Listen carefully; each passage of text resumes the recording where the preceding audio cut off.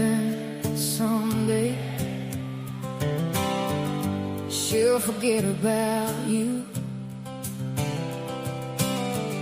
She'll forget about all your lies for her own slice of truth. I swear I miss you from happy days past, back when I always thought love would always last. Oh, I hope heaven, oh, I hope heaven, oh, I hope heaven finds you.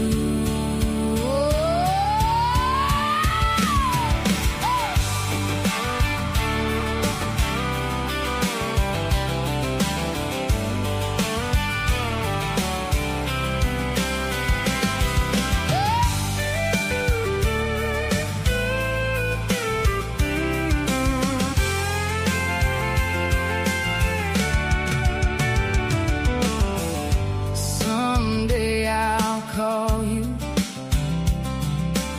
Someday we'll try to reconcile all the days that we let slip by. I'll try to forgive you, but I'll never forget. I learned my lessons from all your regrets. So I hope heaven, oh, I hope heaven, oh, I hope heaven finds you. Oh, heaven finds you. Oh, yes I do. Oh, heaven finds you.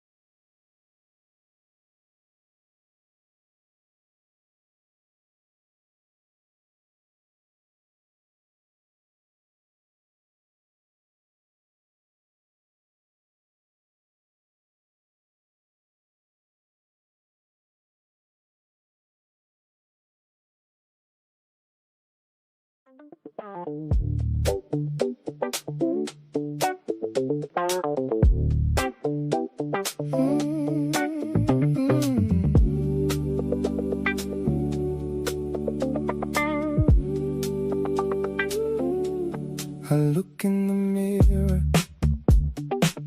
and barely know myself. Lines growing clearer. I think I need some help. I swear. I'm going out my head. Feels like the world is falling. I'm going out my head. Destiny is short enough calling. I look at the wall, but I can't tell the time. A child of the fall. I need some grand design. I look to the sky and pray to the great unseen. I don't wanna die. I wanna live as sure as I believe. I swear. I'm going out my head. Feels like the world is falling. I'm going out my head. Destiny is short enough calling. I'm going out my head. Feels like the world is falling. I'm going out my head. Can't you hear the Savior calling? Gloria Patri et Filio et Spiritui Sancto. Sicut erat in principio et nunc et semper et in saecula saeculorum. Amen.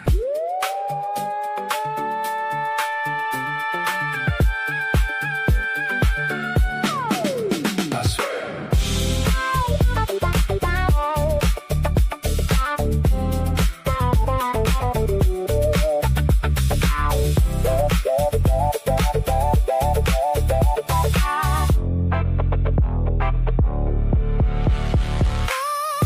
Going up my head.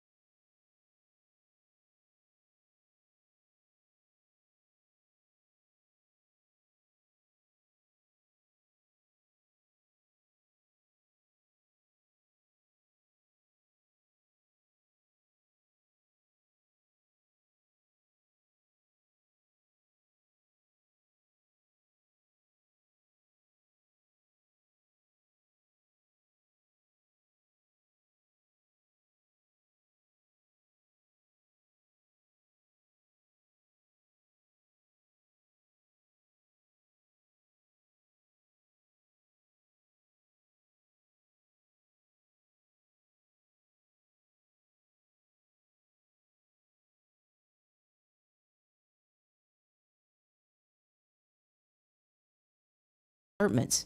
This apartment complex has 384 units and will help alleviate the housing shortage that has been caused by an increase in undergraduate enrollment at the university. I'm Andrea Tice. For more news affecting Alabamians, go to 1819news.com. And while you're there, subscribe to the daily newsletter. When it comes to your mortgage, who you work with matters. And this is one decision where local makes all the difference. Don't fall victim to flashy mailers, spam calls, or 1-800-lenders who don't even know your name, much less your neighborhood. Those lenders are often sitting in some faraway state, reading from a script, and chasing volume, not relationships. A local lender understands the market you live in, or should I say that we live in. At Alabama Home Mortgage, you can look at us in the eye and trust us with one of the biggest financial decisions you'll ever make.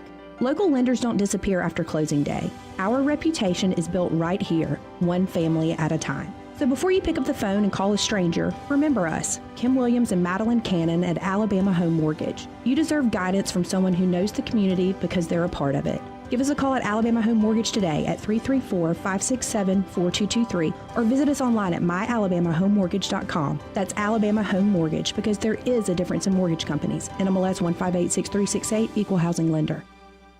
Welcome to Eclectic Coins, Montgomery's largest coin dealer, specializing in buying and selling investment-grade gold and silver coins. And they have a large selection of rare coins and coins from around the world. Visit them at 543 Northeastern Boulevard or on the web at eclecticcoins.com. Eclectic Coins, where collectors who know go. Hello, this is David Ernest with Ernest Financial. And just like Ernest Financial makes lots of money for our clients, Blue Water has helped us make lots of money for our company. You cannot go wrong with advertising with Blue Water Broadcasting. Did you know that radio is the #1 reach platform in all of media? It's true. Call us to find out how to put radio's #1 reach to work for your business. Blue Water Broadcasting. Local folks helping local business. The views and opinions of the following program are solely those of the host and other contributors. These do not necessarily represent those of Liberty Acquisitions 825, Blue Water Broadcasting, its management, staff, or any advertisers.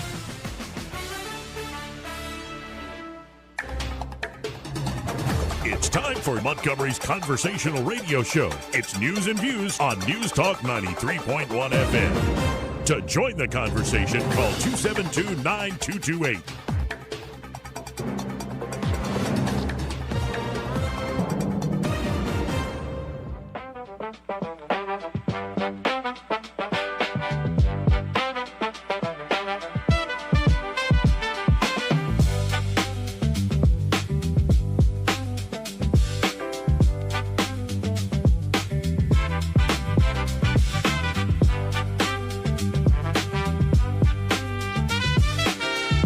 Joey Clark.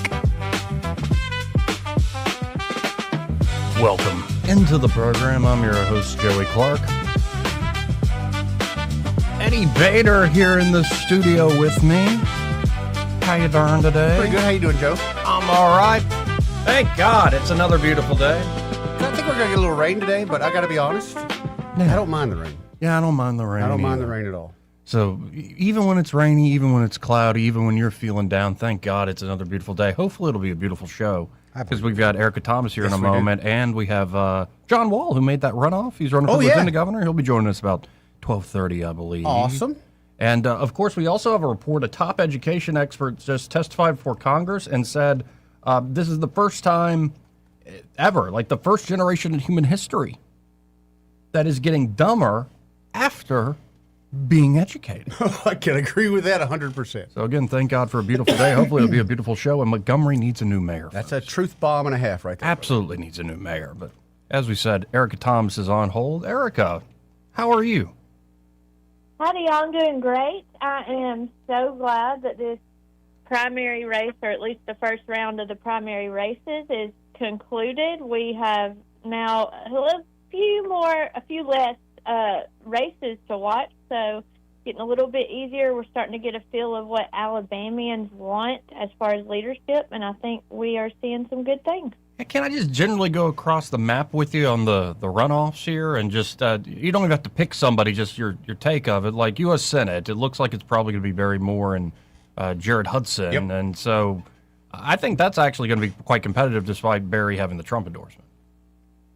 Yeah, well, and statewide, we're looking at these Trump-endorsed candidates that had success in Alabama. That really doesn't come to any surprise. No matter what, Trump is always appreciated in his in the office when it comes to Alabama voters. Now, this Barry Moore race is going to be interesting because we're seeing some other endorsements coming for him for U.S. Senate, including Rodney Walker, who, was a businessman that was running for that seat. But when it comes to Jared Hudson, you say, well, who would have voted for Steve Marshall? Because the race started out with the top, Barry Moore, Jared Hudson, and Steve Marshall. So if you look at whose votes are going to go to who based on Steve Marshall's, I think we have to consider law enforcement. A lot of law enforcement supported Steve Marshall in this race. So if we take those votes, are they going to go to Barry Moore or are they going to go to Jared Hudson? And I think it's interesting to think about that because Jared Hudson is a law enforcement officer. He has actually trained law enforcement officers across the state of Alabama, but also nationwide. A lot of times when you see these undercover sting operations where they're luring people to, perform in the sex trade, whether they're contacting who they think is a 14-year-old, kind of the house things that we see on TV a lot. Oh, the Chris Hansen, like to catch a predator sort of stuff. That's right. Jared Hudson's Covenant Rescue Group actually helps law enforcement agencies across the state perform those operations. So he is well known in the law enforcement community. He is well known in Jefferson County. He previously ran for sheriff there in Jefferson County. He lost that race, but I think that probably the Steve Marshall votes a large amount of them could go to Jared Hudson. But then again, Barry Moore, he's always been a fighter for Trump. He's always let that be well known. So we are going to have a race here, and I'm interested to see what each candidate has to offer and what they're saying, is going to separate them from each other. Yeah, it should be fascinating to watch, and I had both on multiple times leading up to that, so happy to have both gentlemen back here on the program. What do you make of this? In a second, we'll talk to John Wall, the lieutenant governor race. I'll just be blunt. It seems like Wes Allen hit a bit of a ceiling after, being Secretary of State here for Alabama, getting in early to see Wall rush ahead, especially with the Trump endorsement. I don't know. It looks like Wall has the momentum to me. Yeah, well, John Wall, he's been all over the place on the radio. He's made appearances all over the place. Wes Allen, he has been to several events as well. They've both been really campaigning hard. I think when it comes to this race, it's going to be a matter of those super conservatives that want to see John Wall take this position. If they get out and they vote for that, it's all about what the people want. And also, with these runoff elections, we have to think about voter turnout. What is that going to look like? We are going to get tired of going to the polls. We have this runoff coming on June 16th. Then after that, in August, we're going to have the special election, the special primary election on August the 11th, I believe, and then we still have the general election in November. So we're going to hope that we're not going to see a lot of voter fatigue and people actually get out and vote. Well, after all the text messages, I'm a bit fatigued. Yeah, I think a lot of people But then the other race, the AG race, my sense of that is that's going to be no holds barred. I don't think they're going to go positive all of a sudden. I think that's going to actually be a true knockout dragout. Yeah, we're definitely expecting to see some heated race between these two. This race was kind of already heated. We saw in the beginning the two women who are running, Catherine Robertson and Pamela Casey, they went for each other a good bit in these forums that we had with different Republican clubs across the state. They were fighting to set themselves apart from each other. Catherine Robertson also obviously did a great job at doing that with the votes we saw. She actually did have the majority of the votes. So now it's, again, looking who were Pamela Casey's voters, where are they going to go? And I think that's going to be a close call. But honestly, I just don't expect it to be that close of a race. So tell me about State Rep Rhett Marquez for the new District 2, the special election we're going to hold. He is now officially qualified for Congressional District 2. So for folks here in the River region that'll be part of that District 2, who is this fellow?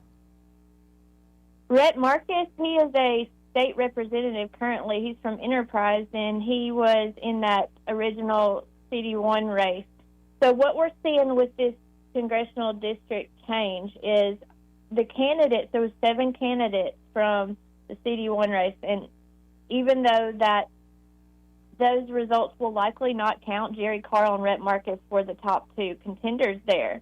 So we're seeing all 7 of these folks make decisions on whether they're going to run in the special primary election in CD1 or CD2, and this is just getting so interesting. This is something I've never really seen before. So Jerry Carl did lead that, but Rhett Marquez was behind him, just behind him, with 31% to Jerry Carl's 40%. So Rhett Marquez, he's very well known in the Baldwin County area after kind of taking the lead on legislation to help protect Mobile Bay with the dredging projects that they have going on. He got that done this year. He's well known in Dothan and Enterprise area because that's where he's from. That's the people he knows. So to see him come out and say, he's ready to move on to this next election, that's interesting because we were waiting to see if he was going to at all or if maybe he would drop out. But as far as the other candidates in that race, we just heard last night that Jimmy Dees has decided he is going to drop out. He is not going to run for CD1 or CD2. Okay. And it's interesting, too, to point out that these people don't necessarily have to live in their district. And a lot of people are confused about that. When it comes to these congressional seats, the candidates do not have to live in the district that they want to represent. The state positions are different, but when it comes to the U.S. Senate and House, they do not have to live in that district. So that's important. That means they can just choose which one they want to run for. And so right now in the CD2 race, we're looking at who's qualifying for that. Of course, qualifying ends tomorrow. So by tomorrow, we will know exactly who's going to be in what race. For CD1 so far, we have Joshua McGee and Rhett Marquez. We also have Hampton Harris, who was already qualified for CD2 in the initial election that likely will not count. I've interviewed Hampton. Yeah. So there is a whole recap of this. I wrote this up on 1819news.com. If you guys want to go check it out, you can see who's in what so far. And we are going to continue refreshing that Alabama Republican Party page to see who's qualifying just all day, every day until we figure this out. Yeah, short window here. We'll see who actually hops in. Right now it looks like, just from that showing Marquez had, that he's going to be pretty strong in CD2, but happy to hear from all the candidates. And this special election is what, August the 11th? Yes, it'll be August the 11th, and it is a primary special election. There will not be a runoff for this. So whoever gets the most votes, they are going to be the name that you will see on that November 3rd general election ballot. And now I want to shift gears here. You wrote up a story, and I'm looking at the headline, DCH nurse proposes ADA's law protecting healthcare workers. What's this all about? Yeah, so last week there was a young nurse named Ada Doss. She was shot and killed in the parking lot at DCH Regional Medical Center. That's in Tuscaloosa, for those of you who don't know that. But this is a large hospital in Tuscaloosa County, and she was on shift change wanting to go home to her beautiful family. There's a photo over there in the story on 1819news.com. Her husband and 2 children. She just wanted to go home, but instead a crazed man with a gun tried to rob her, tried to get her purse, shot her and killed her. She died instantly. This story has sparked national outrage, and just it has really pulled on the heartstrings of people. And so one of the nurses, a registered nurse at DCH, she is saying anonymous. She doesn't want people to know who she is because she's scared about whistleblower backlash. But she wrote a letter to Governor Kay Ivey, and this letter is posted on change.org. The link is in the story at 1819news.com. But she is asking for a new law called Ada's Law. She wants healthcare workers across the state who work for large hospitals to be protected. Apparently they feel that there just isn't enough protection as it is. And so some of the things that they're wanting to mandate is, parking lot lighting, armed security. There's a whole list of things that they're asking for. And you would think that most of these things would already be, done at our hospitals, but apparently they're not. So it's interesting to look at. I think some of the lawmakers in that area are already looking to this to consider some type of legislation. We'll see probably next year. And we'll just see if these proposals pan out.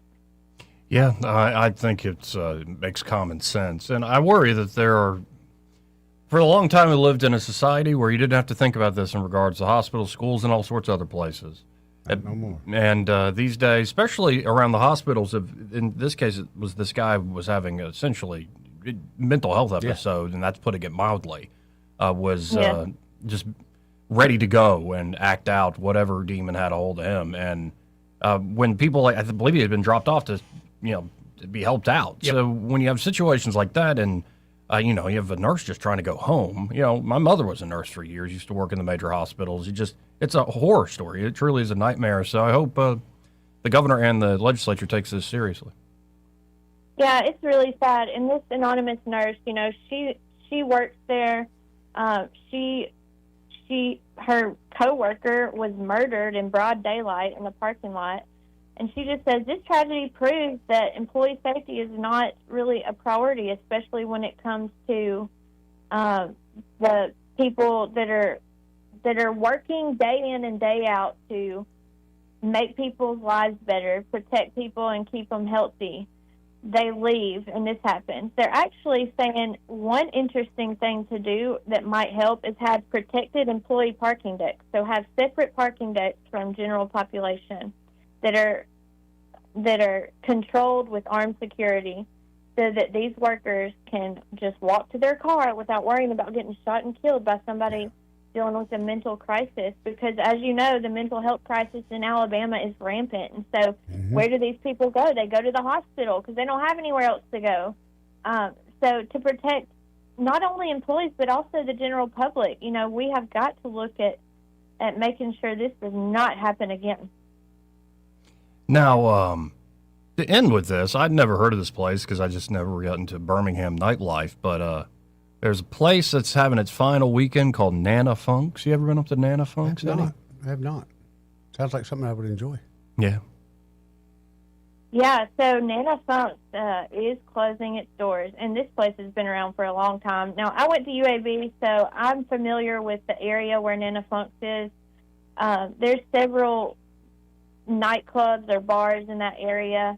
They've been in operation for a very long time. I mean, I don't know exactly how long Nana Funk's has been there, but I know it's been a long time. And just yesterday they announced they are closing their doors for the final time. But they're asking for people to come celebrate this weekend, as it will be the last time that you can go do whatever they do there. And I looked through some pictures. It looks like they have a bar and a dance floor, that sort of thing.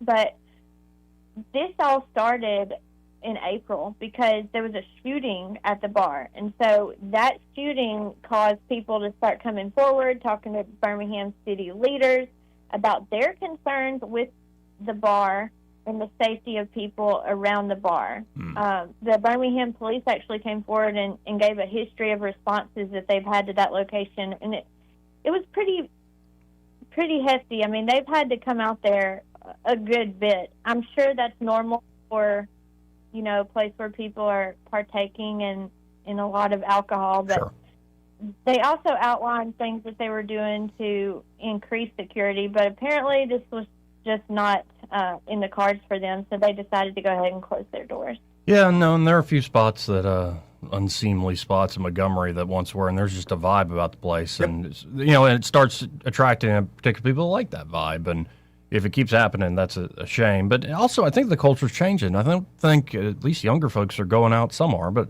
not as many folks are going out and just drinking. Right, and I've actually heard that about the younger generation, that they're not drinking alcohol at all. Now, I think that's a great thing. But are they, I'm wondering if they're not just moving to the ganja, because we have all this. Probably are. Moving to the devil's lettuce. Or like even more like heavy and hardcore pharmaceutical, maybe even mushrooms. Could be. Yeah. Could be. It's a weird party, man. Yep.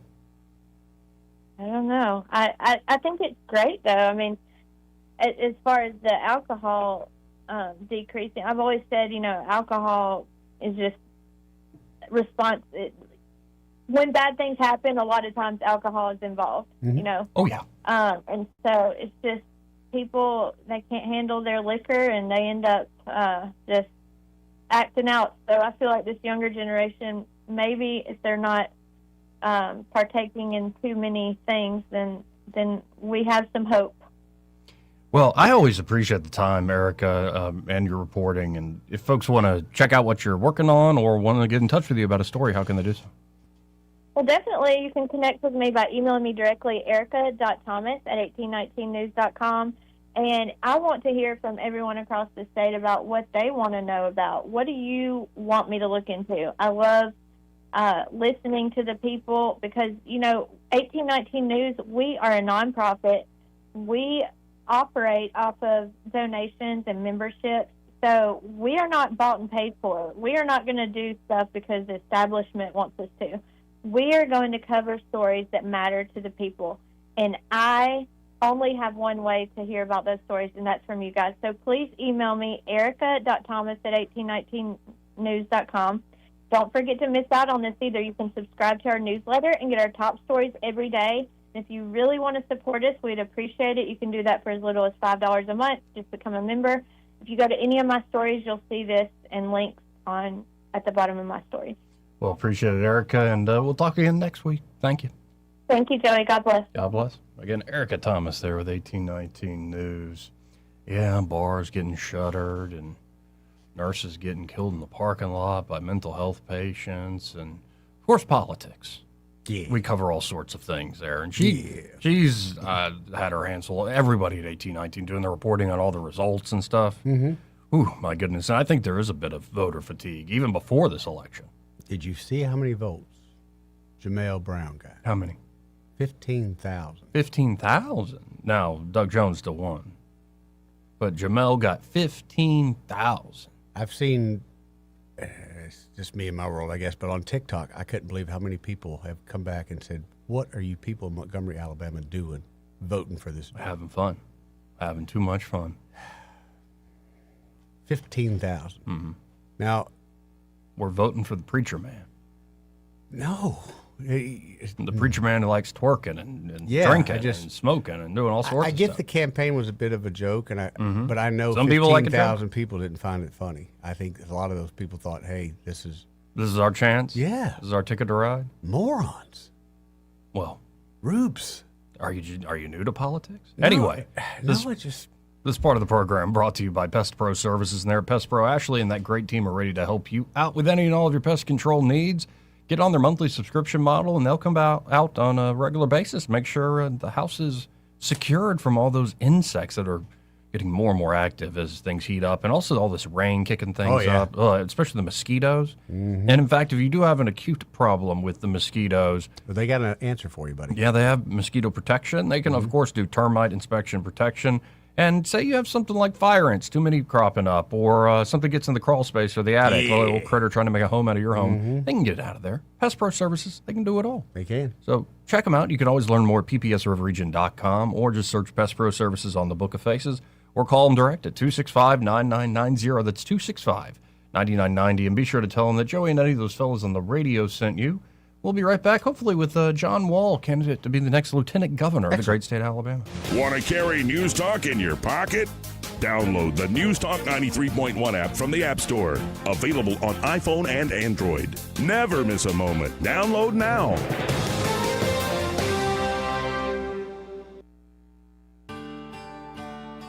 What's your biggest investment? More than likely, it's your home. So treat it that way when you hire a painting contractor. With PBS Painting, there are no gimmicks, no $99 specials. Just quality painting and someone who treats your home with the same respect that you do. At PBS Painting, we have been painting for years and look forward to many more years to come. With PBS Painting, the job gets prepped properly, whether it's cleaning, scraping, or priming. We always use quality products, which is a must for a quality paint job. So if you're looking for a painter that doesn't need upfront money and is on the job at all times, then please give me a call. Scott Bowers and PBS Painting, 294-5122. That's PBS Painting, 294-5122. Look at some of our work on Facebook at PBS Painting Montgomery.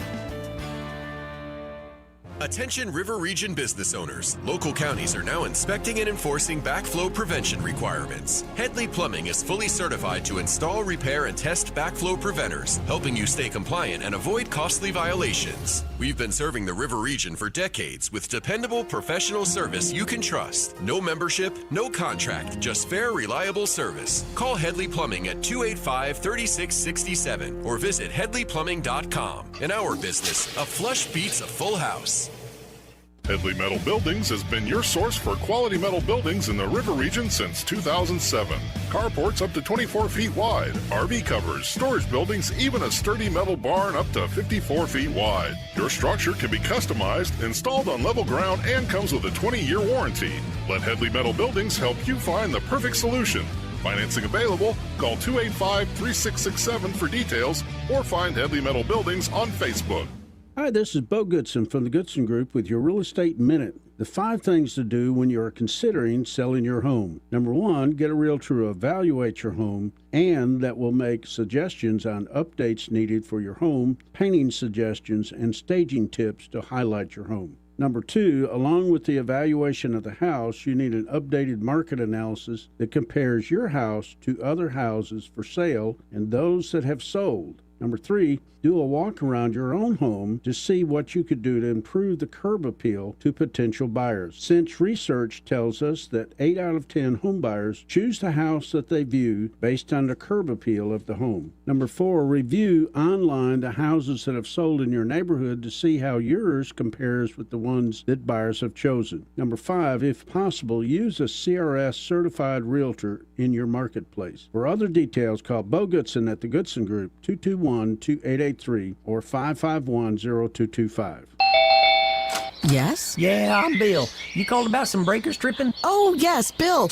My brother-in-law says you can do almost anything. That's me. Not much I hadn't seen. Do you really want someone who does almost anything in your electric box? Think about that, because each year thousands of home fires are caused by faulty wiring. That's why you want a professional, like the electricians at Crosby Electric. Bill, how's it going?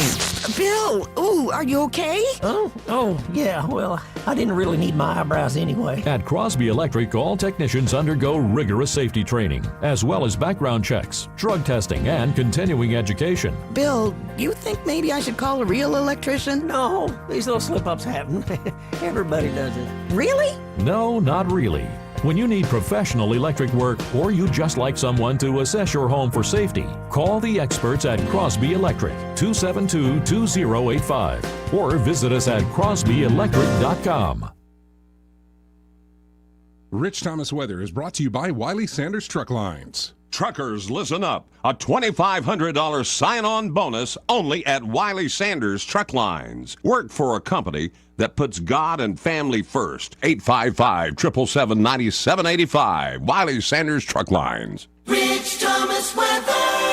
One of the biggest outdoor weekends of the year coming up, and it's a pretty routine summertime forecast. For today, a sun and cloud mix with a high temperature up around 90. A few pop-up random afternoon and evening showers and storms. Some towns get wet, many towns stay dry. High temperatures near 90, lows at night right around 70. And more of the same Friday, Saturday, Sunday, and Memorial Day Monday. Scattered pop-up storms could briefly put a damper on your outdoor plans, but nothing widespread, and highs each day mostly in the upper 80s, lows at night mostly in the upper 60s to around 70. From the Blue Water Weather Center, this is Rich Thomas. The premier place the River Region turns to for news, weather, traffic, and opinion. News Talk 93.1 FM WACV.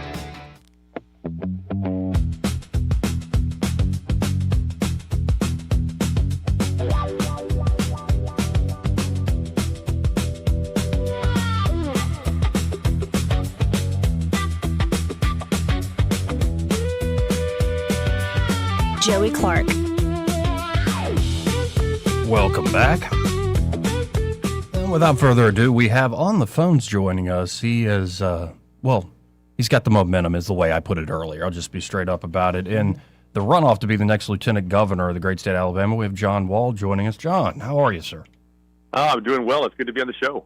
Good to have you on. So, first off, just what do you think of the results from this week, and what's the campaign's plan going forward?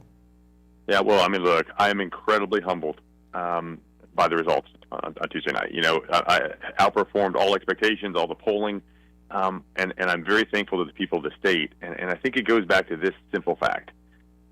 People, voters, are looking for a candidate who's not part of the Montgomery system, who's not a career politician, who's an outsider, who's going to fight for their rights and freedoms, and going to defend their values and not back down, not surrender to the radical left or even the Republican establishment.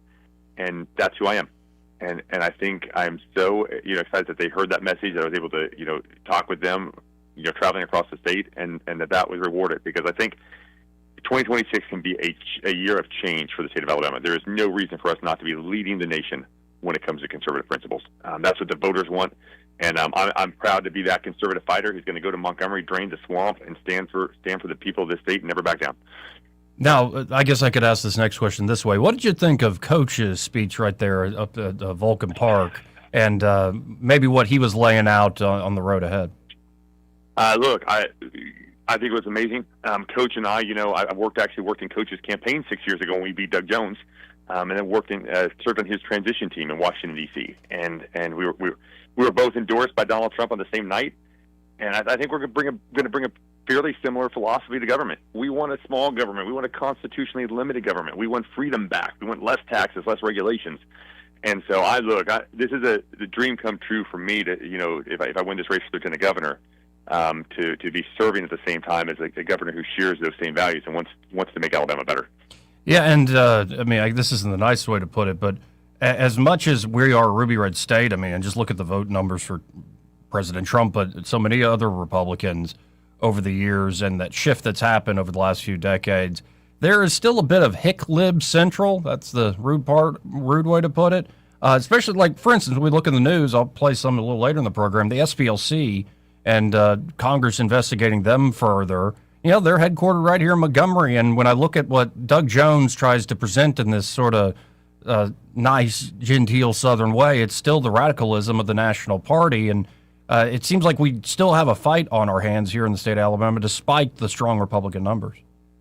Oh, 100%. And look, nowhere shows this more than anything that interfaces with our children, right?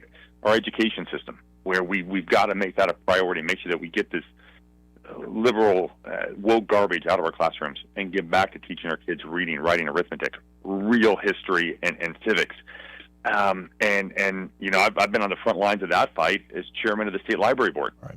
Where we have had to literally, I remember when I sat there when parents first started bringing in this sexual explicit content into the board, and as I sat there and watched, I was like, is no one else going to stand up? And I finally just stood up and took on that fight, and we were able to get code changes where we protect our children in our libraries. But I use that as an example because even in a deep red state like Alabama, you are absolutely correct. The liberal agenda, the woke agenda is alive, and it is fighting harder than ever. And also, here's the way I'll put it, my next question. You hear talk still to this day of the big mules, and we could go down a list of, say, very powerful institutions here in the great state of Alabama. My read on this is the big institutions, the powerful institutions will always be there. And in fact, they have a very important role to play in our state and our society, but they can't get everything they want all the time. I think it actually ends up being a healthier system where you have popular politicians that get the will of the people and say, hey, guys, we got a lot that we're going to work together on, but on these particular things, y'all are going to have to, well, move with us. Now, I'm putting that in very general terms, and there's always the devil's in the details, but does that make sense? No, it really does. Because, look, at the end of the day, you're right. If you have most of these organizations are businesses, and what they're looking for is less government getting involved in their business. So I support that. I'm a free market guy. I absolutely, we should have less regulations. I'm for less taxes for both individuals and businesses. So, yes, in general, you're right.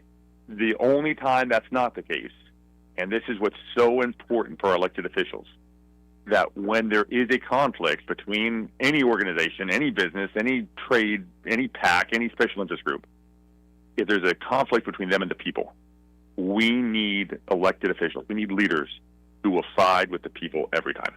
Because at the end of the day, that's government's priority, is to defend the rights and the freedoms of the individual and to be the voice for the people and to protect them.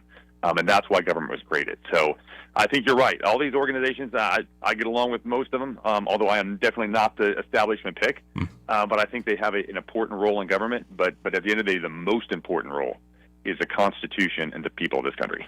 You know, one thing you've said on the campaign trail is Alabama leading. Why is Texas leading or Florida leading? Why can't Alabama lead on a particular conservative issue? Could you give me an example of something like Alabama could lead on that could really maybe be an example for the rest of the conservatives in the nation? No, 100%. I mean, we're actually already behind the curve in this one, but I would love to see us phase out the state income tax. It is time to do it. Like Mississippi's in front of us, and you know, we can't let Mississippi get in front of us. We got to stop that one. They got a 10-year plan. I say let's get it done in 8. So no, that's one example of a bold change. But I think if we don't start looking at these bold changes, we're going to be left behind. And another one is education. You know, I already talked about that a little bit, but I think it's time that we completely redo. This is something I don't think any other state in the country has done. Completely redo our curriculum with an Alabama-based curriculum for our kids. I don't want curriculum that's being taught in California that was being written in California. Let's make Alabama. Let's make Alabama, and let's keep our let's have our curriculum represent the families of the state, the parents of the state, for the children of our state. Yeah, here. Now, one for me, and I know this isn't a huge issue in the campaign, but I've been watching it since 2013, very early. I'm very, let's say, bullish. Not giving market advice or financial advice to anybody, but just the underlying technology and things like Bitcoin and cryptocurrency. And I'm wondering if the state of Alabama is ready, especially where it looks like things are being pushed through at the federal level. Is the state of Alabama ready on, of course, the safety and regulation side, but then also on taking advantage of, I think, what is a world-changing innovation?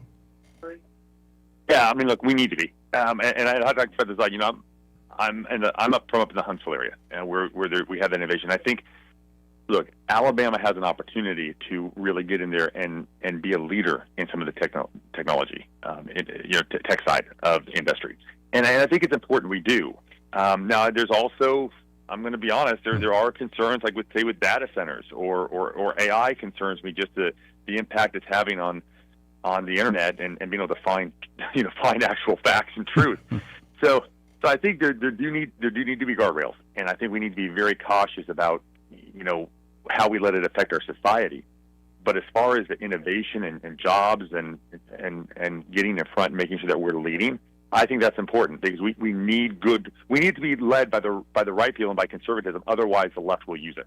Or on a national security level, if America doesn't control it, China will control it. So, look, these are all tools, and tools can be used for good or bad. And so it's important we have the right people leading the efforts. Now, some things that have been talked about for the last few years, I'm just wondering your thoughts on them. I believe I have a clip of Senator Britt talking about widening 65, working with Secretary Duffy up there in the administration. This one seems like a no-brainer, but just across the board, sort of infrastructure needs so we can really bring in the industry I know everybody wants to do. What's your take on it? Oh, I'm a big. I was chuckling because I'm a big supporter of improving our infrastructure, getting 65. In fact, my opponent in the runoff just attacked me because I missed a vote in a primary. And I guess what he doesn't know is I was actually stuck in traffic and couldn't make it to the poll before 7 o'clock. So look, if infrastructure wasn't important before, it is now because I'm going to attack for being stuck on Interstate 65. Yeah, I think everybody who's traveled up the spine of the state has experienced it, especially around the Birmingham area, at least. I've noticed it. For no good reason, it starts to bottleneck. And I can't imagine how much that adds to, costs for just businesses, especially trying to move heavy stuff around. Well, think about how much wasted energy with trucks, on an interstate, on a national level even, and that's been one of my arguments for a good reason to vote for me. Look, with the relationship I have with the White House, some of our infrastructure needs, like the Mobile Bridge Bay, some of the stuff in Birmingham, I think we can get some federal investments because it is a federal issue. If our interstate system is getting backed up every day through these bottlenecks, that slows down productivity across the entire country. And so I want to use the connections I have as a Trump-endorsed candidate to really fight for Alabama, fight for our infrastructure, and actually get some of this stuff done. Now, and I want to end with this, just kind of biography, and it's really a simple question. Like, why did you get into all this in the first place? I don't mean just running in this particular race, but obviously you're very well spoken on policy and just so many other aspects of, say, what it means to be a conservative in politics. When did the, say, political bug bite you and make you interested in all this stuff? Great question. Because I'm going to be honest. I never thought I would actually be running for public office. I grew up on a farm, loved the outdoors. Started my business, a small businessman, and really got pulled in because of my love for this country. I love America. I love the people of America. I love the vision of our founding fathers. Just the idea of limited government, of freedom. And look, and our godly values. Our nation was founded as a Christian nation, and it's the understanding that our rights come from our Creator, not government. That's what drives me. And so I think it was a desire to make a difference. I got tired of watching, sending people to Washington or Montgomery that didn't follow through, didn't have the courage to fight, didn't have the fire. And I was like, we need someone who's willing to go and fight. And if I couldn't find somebody else, I guess it has to be me. Well, I really appreciate the time and would love to have you back. And if folks want to study up and get excited for, I guess, when is this runoff date? I don't even know. June 16th. So yeah, everybody mark your calendars to vote for the outsider John Wall on June 16th. A shameless plug. Well, I appreciate it, John, and hopefully talk again soon. Thanks, sir. All right, thank you, sir. Again, that's John Wall running for lieutenant governor, and I believe he's in that runoff against the current Secretary of State, Wes Allen. Okay. But, yeah, we'll see. I think John has, like I said at the beginning and said earlier to Eric, I think he has the momentum. He got the Trump endorsement, did very well in that first vote. We'll see. But I like talking to the guy. He's easy to talk to. Oh, yeah, very easy. Easy to talk to. Anyway. Are you excited about all these campaigns and elections? I'm kind of nervous, Joey. You're nervous about 3 different elections coming up. I don't know if we're really prepared for all the texts that we're going to receive to remind us of all the elections coming up. Yeah, but how else are you going to reach people? I don't know. Leave them alone. So, okay, let's go down a little rabbit hole here, a little politics 101. Okay. Because, I've never run a campaign. I was just talking to somebody who's run mini campaigns, done comms on mini campaigns, saying I just don't have it in me. I've tried to be interested in the nuts and bolts of, like, the practical politicking behind the scenes and campaign. I can't do it. Yeah. I like the human interest side more. I like more of the Shakespeare. Yeah.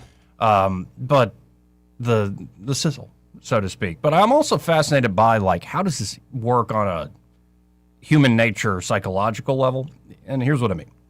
My grandfather sitting there over the breakfast table, and by the way, Mr. Gimley's in town. We're taking care of him for this week. Nice. He's getting old and stinky, but I still love him, and he's so needy. I forgot how busy. I didn't realize how busy Phil my day was. Now that I have a dog just looking at me like, "What? You're leaving? What are we doing now? You're leaving? Yeah. What do you mean you're leaving? Wait, you're going to bed? Yeah." It's like, sorry, man. When we're going to look at the neighborhood. Come on. So Gimley's sitting there whining. I'm like, yeah, we'll give you a treat. Let us eat our people food. My grandfather goes, see, Trump said that he cut drug prices by 400%. That's mathematically impossible. And I'm like, yeah, I agree with you. It is. It's not like the drugs, you get paid money to take the drugs. I agree. I think it is a rhetorical flourish. It's hyperbole. Yes. And, actually I started arguing with Grok saying, but Grok's like, well, that's just not truthful. Like what Trump is saying, he's trying to suggest, it used to be you paid 4 times on a particular drug what a European is, and now we took that away. So a lot of people want to say, oh, it's a 400% decrease, but it's not. It's not at all.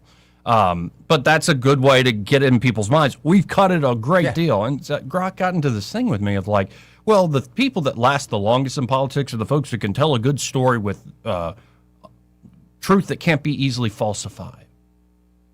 And I'm like, what are you talking about? Yeah.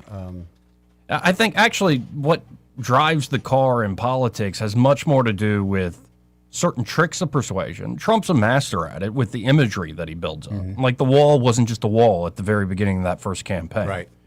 It was a sense of, I'm serious about this border thing. I'm serious about the immigration issue. And you can go down the line of, well, at the end of the day, there's a reason the poll tested stuff works. There's a reason the push cards work, the text messages work. Why did we do this? Because, well, yeah, people aren't as rational as they think they are.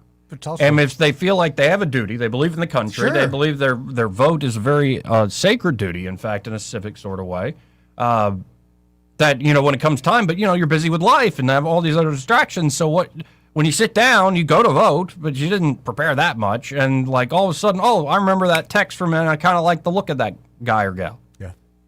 Sad but true. Or I heard him for 2 minutes on the radio, and you get a sense of a person. And heck, I'll say me personally, I get to talk to these folks frequently. And it's still kind of tough to decide, well, who would be, because most of them say the right things. Of course.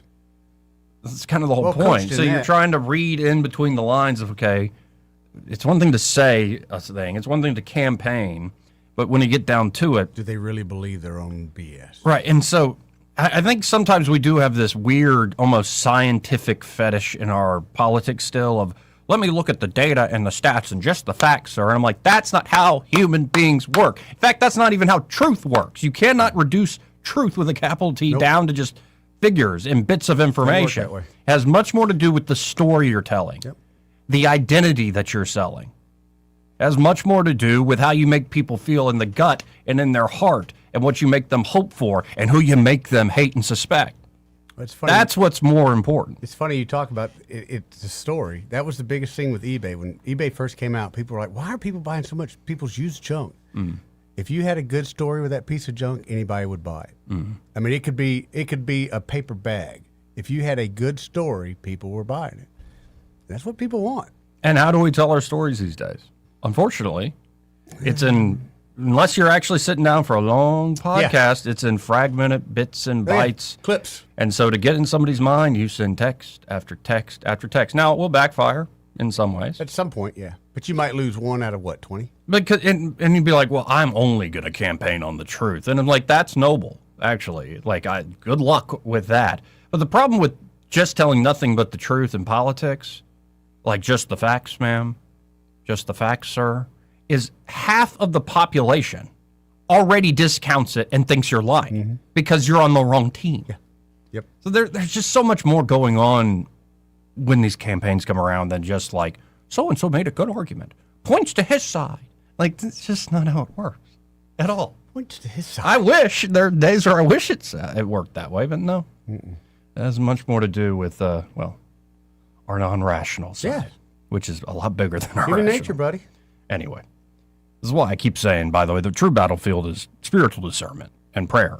And if you find discernment on that front, it makes discernment on some of these other things a little easier. I'll put it that way. When you have that anchor, that true center, that true North Star, doesn't mean you'll get everything right. But you probably won't fall for the same traps that, say, somebody who isn't winning that battle on the spiritual front. Anyway, we'll be right back. He may not know whether he's coming or going, but whether you're going to work or coming home, Greg Budell is there. Mornings, 6 till 9, and afternoons, 3 till 6. Only on News Talk 93.1 FM, WACV. For too long, Alabama's statewide news companies have shamed us for our conservative Christian values. Alabama deserves a news company that cherishes our culture, a company that isn't bought and paid for by the powers that be. 1819 News is that company. Run by Alabamians for Alabamians, 1819 News celebrates what is good and beautiful about our state, while exposing those who work against our values in secret. Just go to 1819news.com to learn more. Subscribe to our newsletter. That's 1819news.com. Hi, I'm Carl Schmidt, naturopath and owner of the Herb Shop Wellness Center at 8161 Vaughan Road. You know, with over 30 years experience in natural wellness, I've seen countless health fads come and go. A few years ago, we added a patented technology that actually activates your stem cells. It reverses the aging process at the cellular level. However, you do need proper hydration and targeted nutrition. At the Herb Shop, our advanced scanning and testing technology allows us to accurately assess your nutritional needs and get a customized plan for you. Come in today and see what the Herb Shop can do for you. Trustworthy, accurate, immediate. Carrying your voice across the river region. News Talk 93.1 FM WACV.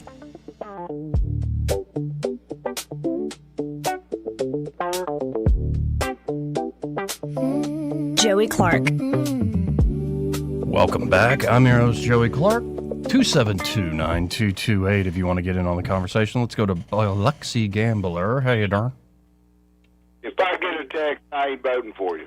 What I do is every time I get even if I was already going to vote for you, like I couldn't vote for Barry Moore because I got a text. Mm-hmm. So I put his name on the list, just like everybody else I put down. And I kind of thought I was going to get to vote for Jim Ziegler. And because I hadn't gotten a text from him, and I'll be doggone if it's 6 o'clock on Monday night, I didn't get one from Ziegler, and I had to put his name on the list. And I carried that list into the where I vote at, and it's not a ballot box. You sit down at a table, right? And so I do that, and I always vote for the one that I think will come in, with a lot of votes, but hadn't sent me a text.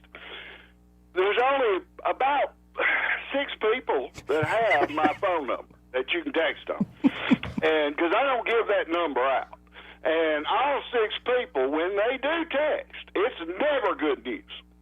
So I always use a word I can't say on the radio every time it goes off, and oh God, and I pick that thing up, and it'll be some stupid fake ad talking about, yeah,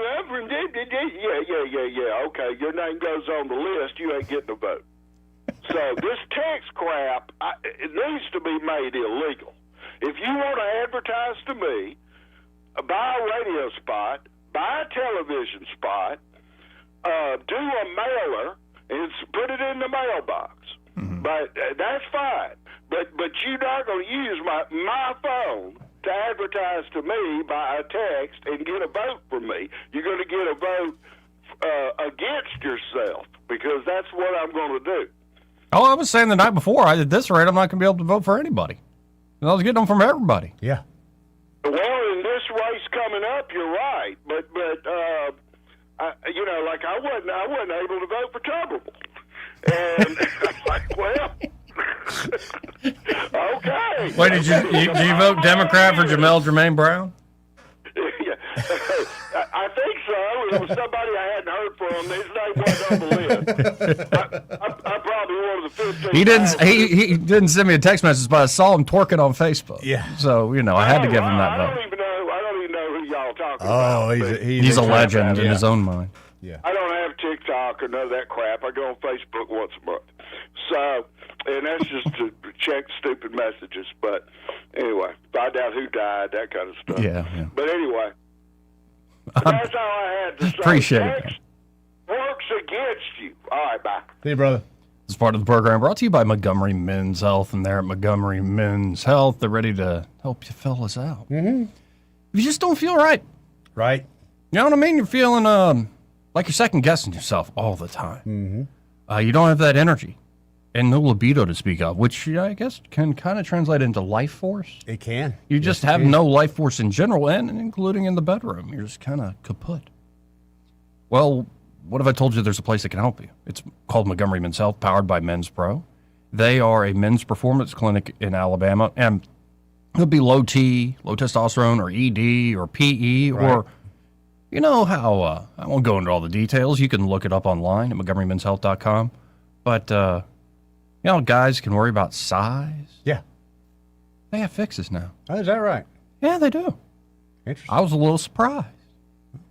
But they can help with size as well, gentlemen. Or they can get you on the peptide game. Maybe you want better mental focus and energy with NAD+, or want up your human growth hormone, but in a natural production sort of way. They can help you with all that. So get by there. And I know there are a lot of guys who go into the doctor. They want to procrastinate about it. Like, well, I'll just go to the gym some more, brother. And it's like, well, no, what you need to do is get by, see the great professionals there at Montgomery Men's Health. And, you know, most guys, in fact, like 90-something% of guys respond to treatment well and say, I wish I'd shown up way sooner. A lot sooner. So get by there. Make an appointment today at 334-440-3663. That's 440-3663. Or you can book online in under 30 seconds at MontgomeryMen'sHealth.com. That's Montgomery Men's Health. For every man in every season of life. Broadcasting from the Riverside Chevrolet Master Control Center, this is WACV Cusada, News Talk 93.1 FM. When it's Chevy, it's Riverside. With SRN News, I'm Bob Agnew in Washington. President Trump says that the indictment of former Cuban leader Raul Castro has to do with concern for the people of Cuba, those still living there, as well as Cuban exiles living in the United States. Federal prosecutors in Florida yesterday unsealed an indictment. It charges the former Cuban leader, along with 5 others, in connection with the Cuban military's fatal shooting down of 2 planes 30 years ago. 3 people are dead, more than a dozen first responders still recovering in the hospital after being exposed to an unidentified substance at a mountain air home in New Mexico. State police responded to a house yesterday after receiving a call that 4 people were believed to have overdosed. Another winning quarter for the nation's largest retailer, Walmart, delivering another strong quarter of sales as the discounter's speedy deliveries and low prices struck a note with consumers. This is SRN News. I talked to a lot of great companies. Very few of them actually literally surprised me, but Fellowship Home Loans sure did. For over 20 years, Mike and Brian and the team there have been helping families do something most people think is more complicated than it has to be. Get into a home, lower their rate, or tap into equity they didn't even realize they had. Everything at Fellowship is done in-house. One roof, one great team, all with a servant-led mentality. From your first phone call to closing, you're going to get people who know you by name. They'll know your situation. They treat you like family. They're also offering a free mortgage checkup right now. Don't miss out. Rates are lower now than if you purchased or refinanced your home in the last few years. Many Fellowship customers are saving hundreds of dollars a month when refinancing, and there are no payments for 2 months. Go to fellowshiphomeloans.com/Mike G, fellowshiphomeloans.com/Mike G, or call 800-510-MIKE, 800-510-6453. Fellowship Home Loans, mortgage lending by the book. Nationwide Mortgage Bankers, DBA Fellowship Home Loans, Equal Housing under NMLS number 8193. Weather service of H&H Carpets, where right now, get a load of this, listen close, you get a house full of carpet for $19.95 installed. Unbelievable. They're located at 6450 Atlanta Highway, just across from Walmart. Rich Thomas weather. One of the biggest outdoor weekends of the year coming up, and it's a pretty routine summertime forecast. For today, a sun and cloud mix with a high temperature up around 90. A few pop-up random afternoon and evening showers and storms. Some towns get wet, many towns stay dry. High temperatures near 90, lows at night right around 70. And more of the same Friday, Saturday, Sunday, and Memorial Day Monday. Scattered pop-up storms could briefly put a damper on your outdoor plans, but nothing widespread, and highs each day mostly in the upper 80s, lows at night mostly in the upper 60s to around 70. From the Blue Water Weather Center, this is Rich Thomas. Big dreams for your home on a tight budget? ASE's $26.26 as you covered. Unlock your home's equity with just $26 in closing costs. No fees, no headaches. Visit your local ASE branch today. Federally insured by NCUA, Equal Housing Lender. NMLS number 420259. From the Blue Water Broadcasting News Center, these are today's top stories. A Tallahassee man charged with the murder of his wife was ordered back to jail Wednesday following a bond hearing. Zachary Lee had been released on a $1.5 million bond by paying just $15,000, approximately 1% of the total bond amount. Zachary Lee was arrested last year after his wife Bethany was found dead with a gun in her hand. Lee reportedly told police he shot his wife after she first shot at him. The former Ben Moore Hotel in Montgomery is now listed among the most endangered historic places. The hotel is one of 11 sites on this year's list compiled by the National Trust for Historic Preservation. Residents and guests at the old Ben Moore Hotel included B.B. King, Little Richard, and Martin Luther King Jr. In the 1960s, the building became a headquarters for civil rights activists to organize. The city of Montgomery will reopen the Riverfront Park splash pad on Saturday. Following extensive repairs, the splash pad returns just in time for Memorial Day weekend. The facility features interactive water elements for children and fun for the whole family. The Riverfront Park splash pad will be open daily from 9 to 7 p.m. beginning this Saturday. From the Blue Water Broadcasting News Center, I'm Sky Mosley. This hour of news and views is brought to you by our good friends at Alabama Home Mortgage. Alabama Home Mortgage, 567-4223. Visit them on the web at myalabamahomemortgage.com. NMLS number 1586368, an equal housing lender. Clogged drain? Overflowing septic? Don't panic. Call the experts who've been solving plumbing problems in the river region for more than 50 years. The Tierce family's local Roto-Rooter team specializes in fast drain cleaning, septic repair, and installation. One call and your troubles are on their way down the drain. That's 272-7130 or visit rotorooteralabama.com. Roto-Rooter, always here when you need us. Oh, Roto-Rooter, that's the name. And away go troubles down the drain. Roto-Rooter. We get this question all the time. Do you handle that? Buying or selling a home? Yes. Commercial? Yes. Land or investments? Absolutely. Hannah and Eddie Realty Group. One team. Every real estate move. 334-322-0662. Finding great candidates to hire can be like, well, trying to find a needle in a haystack. Sure, you can post your job to some job board, but then all you can do is hope the right person comes along, which is why you should try ZipRecruiter for free at ZipRecruiter.com/radio. ZipRecruiter doesn't depend on candidates finding you. It finds them for you. Its powerful technology identifies people with the right experience and actively invites them to apply to your job. You get qualified candidates fast. So while other companies might deliver a lot of hay, ZipRecruiter finds you what you're looking for. The needle in the haystack. See why 4 out of 5 employers who post a job on ZipRecruiter get a quality candidate within the first day. ZipRecruiter, the smartest way to hire. And right now, you can try ZipRecruiter for free. That's right, free at ZipRecruiter.com/radio. That's ZipRecruiter.com/radio. ZipRecruiter.com/radio. ZipRecruiter. The views and opinions of the following program are solely those of the host and other contributors. These do not necessarily represent those of Liberty Acquisitions 825, Blue Water Broadcasting, its management, staff, or any advertisers.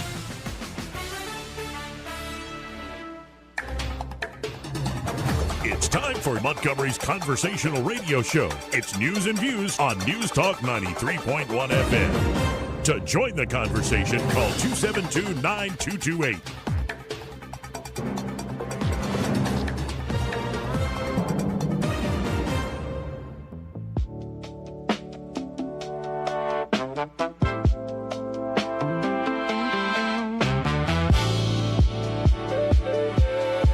Joey Clark. Welcome back.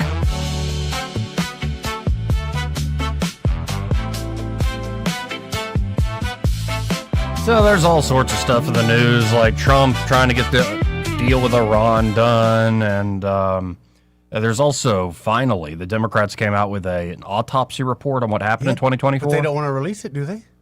Yeah, or they're being shy about it, yeah. I'm actually kind of curious to read that. Mm-hmm. You're curious? I'm curious, just to see if they admit some of the truths that I think I saw. And then also, you know, Trump did really well backing candidates. Oh, yeah, he did. Especially the Thomas Massey thing. Yeah. Well, no, I said it the other day. The combination of it, some people like, oh, no, he's gone to the dark side. He listens to too much Tucker Carlson. No, I'm just saying a fact here. The combination of Trump, Israel, and boomers, you can't be beating American politics in this day and age. Yeah. Because Thomas Massey won every age cohort except those 65 and up. And he had been embargoed from Fox News. And he had Trump destroying him every chance Trump could get. Did he really put up much of a fight? And there was a crap load of money given and spent on the race. It was the most expensive congressional race ever. Yeah. But did he put up much of a fight? I mean, as far as he tried. I don't remember him specifically coming out saying anything necessarily anti-Trump. As far as he knew that this election was, trying to run him out of town, and basically it worked. No, it worked. It worked. Not a big and it fan wasn't of just that one. It was so many others where Trump backed to a certain candidate. Yeah. Look at Alabama. All the Trump-backed candidates led the pack. Except for Jamel. He wasn't backed by Trump. He wasn't? He I swear I saw a video that said... I don't know. You saw a video. I saw a video. I swear. Maybe not. Maybe not. But apparently Obama-Kamala... Mm-hmm. Obama-Kamala... Their sister, brother? The Obama-Kamala...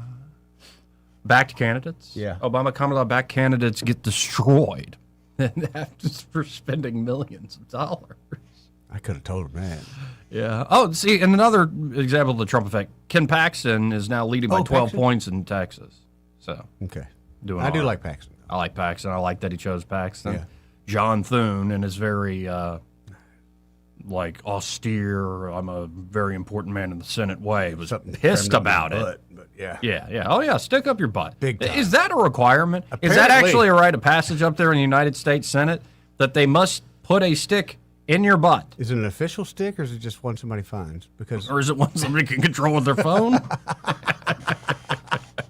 That might explain some of the squirrely behavior going on up here.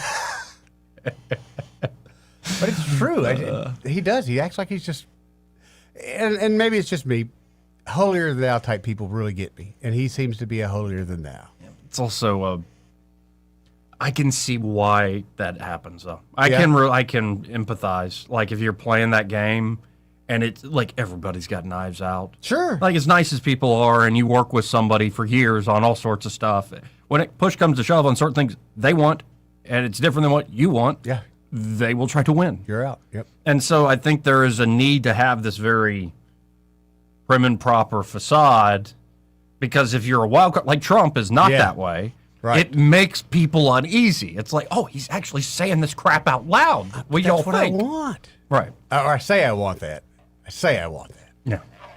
Anyway, John Kennedy, you know that senator. Oh, I love that guy. Here's him talking about all that play acting up there in the U.S. Congress. Here's how I predict Schumer's going to get out of it. I could be wrong. But I think we're not going to budge. And he's going to be forced to go to 6 or 8 of his Democratic Senate colleagues and say, look, I need a favor.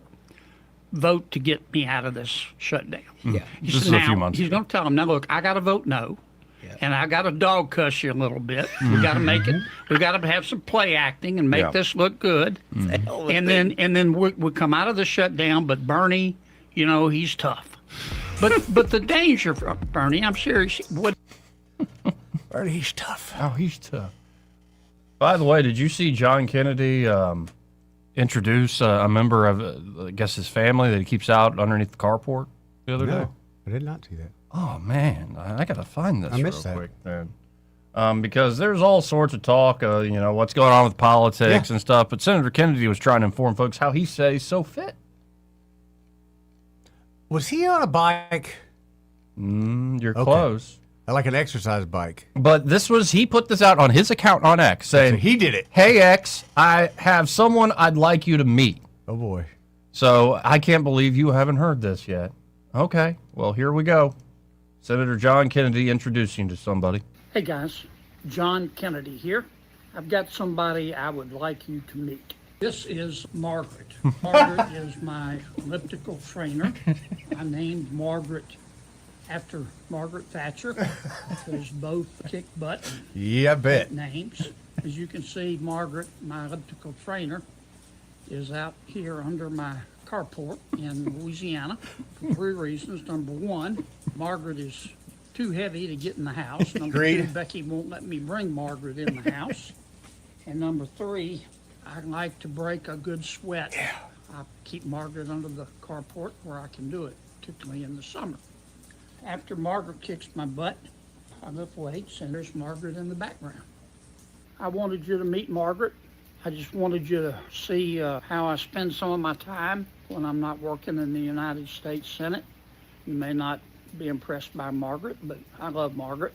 I wanted you to meet Margaret. Thanks for listening. My work here is done, and I can see myself out. I too have a Margaret. That's just such a perfect video. Just shot on his camera phone. It's raining outside. I'd like to introduce you to Margaret, my elliptical trainer. Yeah, my Margaret's a lot lonelier than his. Every once in a while, I'll get to hang clothes on Margaret. By the way, that had 913,000 views, 29,000 likes. Wow. Just Senator John Kennedy talked about his elliptical trainer on his carport. Well, makes people feel good. The old man's working out. It's just that guy. You want to talk about telling a story. Yeah. With a certain identity. Oh, yeah. And making you feel something. In particular, it's Trump's superpower. It's that guy's superpower. If you genuinely can make people laugh. Yep. You can sell you could do so sell much. A bucket of sand to a salty. I'm telling you, Joey. So much. And then you back that up with a few other skills. Yep. Yeah. John Kennedy's one of the best at it up there. No doubt. But let's listen in. The DNC's long-awaited 2024 election autopsy. Here's it's a Fox News alert. Oh boy. Why is everything a Fox News alert? I think we're all alerted out. It's like all the text messages. Yeah. But we're always on alert. Anyway, let's listen in. Well, we've been waiting for this. The DNC finally releasing its autopsy report on the 2024 presidential election.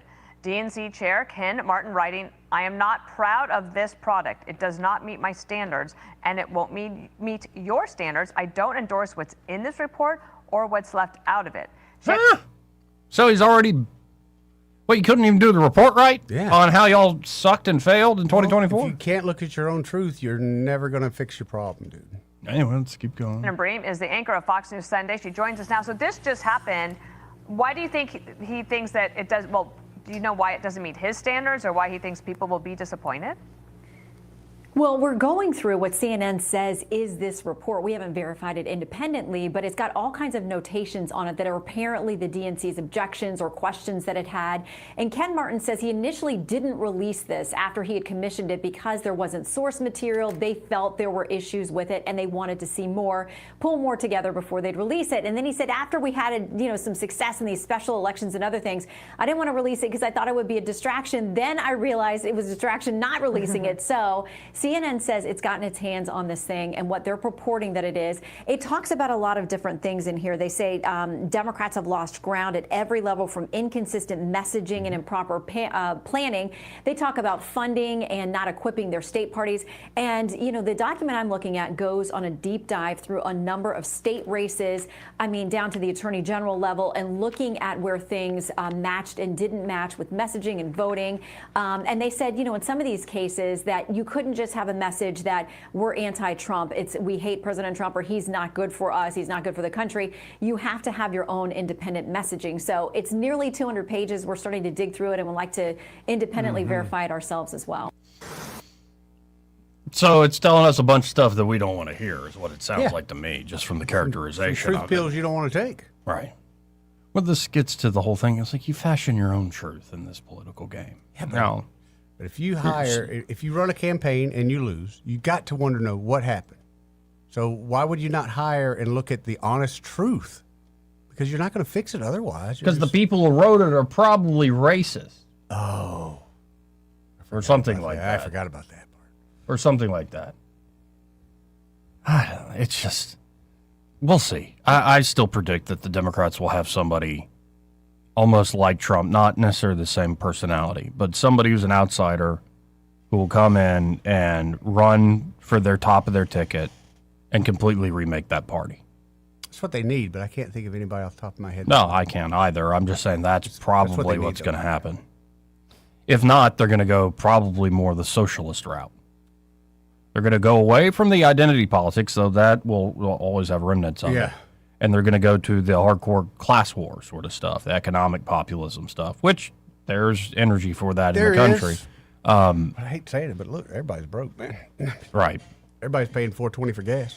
Right. And, I watched a fascinating video this morning on why this divide between rural and urban voters, where urban voters are Democrats, rural voters are more and more conservative. And it used to be they actually tracked in different ways. Like they didn't completely diverge away from one another. And now it's only getting worse and worse and worse since, say, the 90s. To where if you're in rural areas, it's got a different way of thinking. you're conservative. And this is not just the United States, in big cities, and there's common sense reasons. You're so on top of each other. And one little right-of-way goes or utility goes up in smoke, thousands of people are affected, and yada, yada, yada. And my thought of reading this is like, for instance, if New York City, or Los Angeles for that matter, but if New York City wants to elect a socialist mayor, okay, cool. But don't ask for a bailout from the state. Don't ask for a bailout from the feds. And in fact, I think America would be much stronger if cities were about local governance. They weren't just platforms for the national, like early stages, like when they had the gladiator bouts, you go to different like arenas until you got to the full Coliseum. That's what a lot of these blue cities have become. And instead, what I'd love to see, I mean, you heard John Wall say this, like, why is it that a few association folks in, say, education write the curriculum for everybody? And then the local folks just take that, oh, yeah, we'll just use that thing you wrote. Why can't Alabama and Georgia and New York and California have their own identity? Racist. No, and if you are in a city, maybe you do want more, say, stringent gun control. Now, this ain't going to happen with our state constitutions and stuff, but I think it's sort of common sense of the most local is, number one, the most representative. Because you can actually look that person in the face and be like, you suck or you're great or whatever. Then also, you can actually tackle problems without having to worry about everybody else's ideological baggage and other things going on. Now, I think it's just an effect of the nationalization of everything. Like, everything is about the national story. And it's unfortunate. It's unfortunate this is the direction things have gone. It would be much more important if what you cared about is, it would be the original system is it was much more important who you voted for mayor than you voted for president. Yeah. And now it's completely flipped. Completely flipped. Power. I mean, who's the strongest man in the world, or woman for that matter, if they ever get that woman president deal? Yeah, it's the president of the United States. Yeah. You know? Yeah. But sadly enough, your local mayor could have a more direct effect on you quicker, I would think, than the president of the United States. Why did you mention woman for president? We're going to have one day, Joey. One day? One day. When? I would say next 10 years. Definitely in my lifetime. Next 10 years, you think? You Definitely think it's going to be a Democrat or a Republican? Republican. You think it's going to be a Republican woman? Yep. And the reason I say that, and I'll catch the heat, I don't care. I don't think a lot of people see not just Democrat, but Democrat women as being able to hold their tongue, I guess you'd say. I don't know how to say it nicely. It's probably not the best way. Can we cut that in post? No, we're leaving it in. Pettiness, the pettiness of it. Or how about this? It's something I often say at divorcees, or people never married. Are we bitter? Yes, we are. We're bitter. There is a slight bitterness. I see what you're saying. Yeah, and there is. And with the Republican woman, I maybe it's just me, but I would think she would have a little bit more of everybody's interest in mind, not just one party's. And perhaps like a Republican woman who wears purple and a cross around her neck. Like, oh, look, here's Katie Britt. We have a number of projects in Alabama where we want to see those roads continue to be elevated so that people and products can move safer and more expeditiously across them, whether it's the Northern Beltline project there in Birmingham or I-65, where we have backed up traffic, particularly this time of year when people are going to see our beautiful white sand beaches and they come right down I-65. That backup and backlog, we want to find a solution to. So I look forward when we getting you to Alabama so that you can see all of that firsthand, for sure. And people love the beaches, and I haven't experienced it, but I heard the congestion there is real. It is very real. So I'd love to talk. Well, I haven't experienced it, but she's not going So in my opinion, It's a shame. That's what I think of when I think of a Republican candidate, female president candidate. Yeah.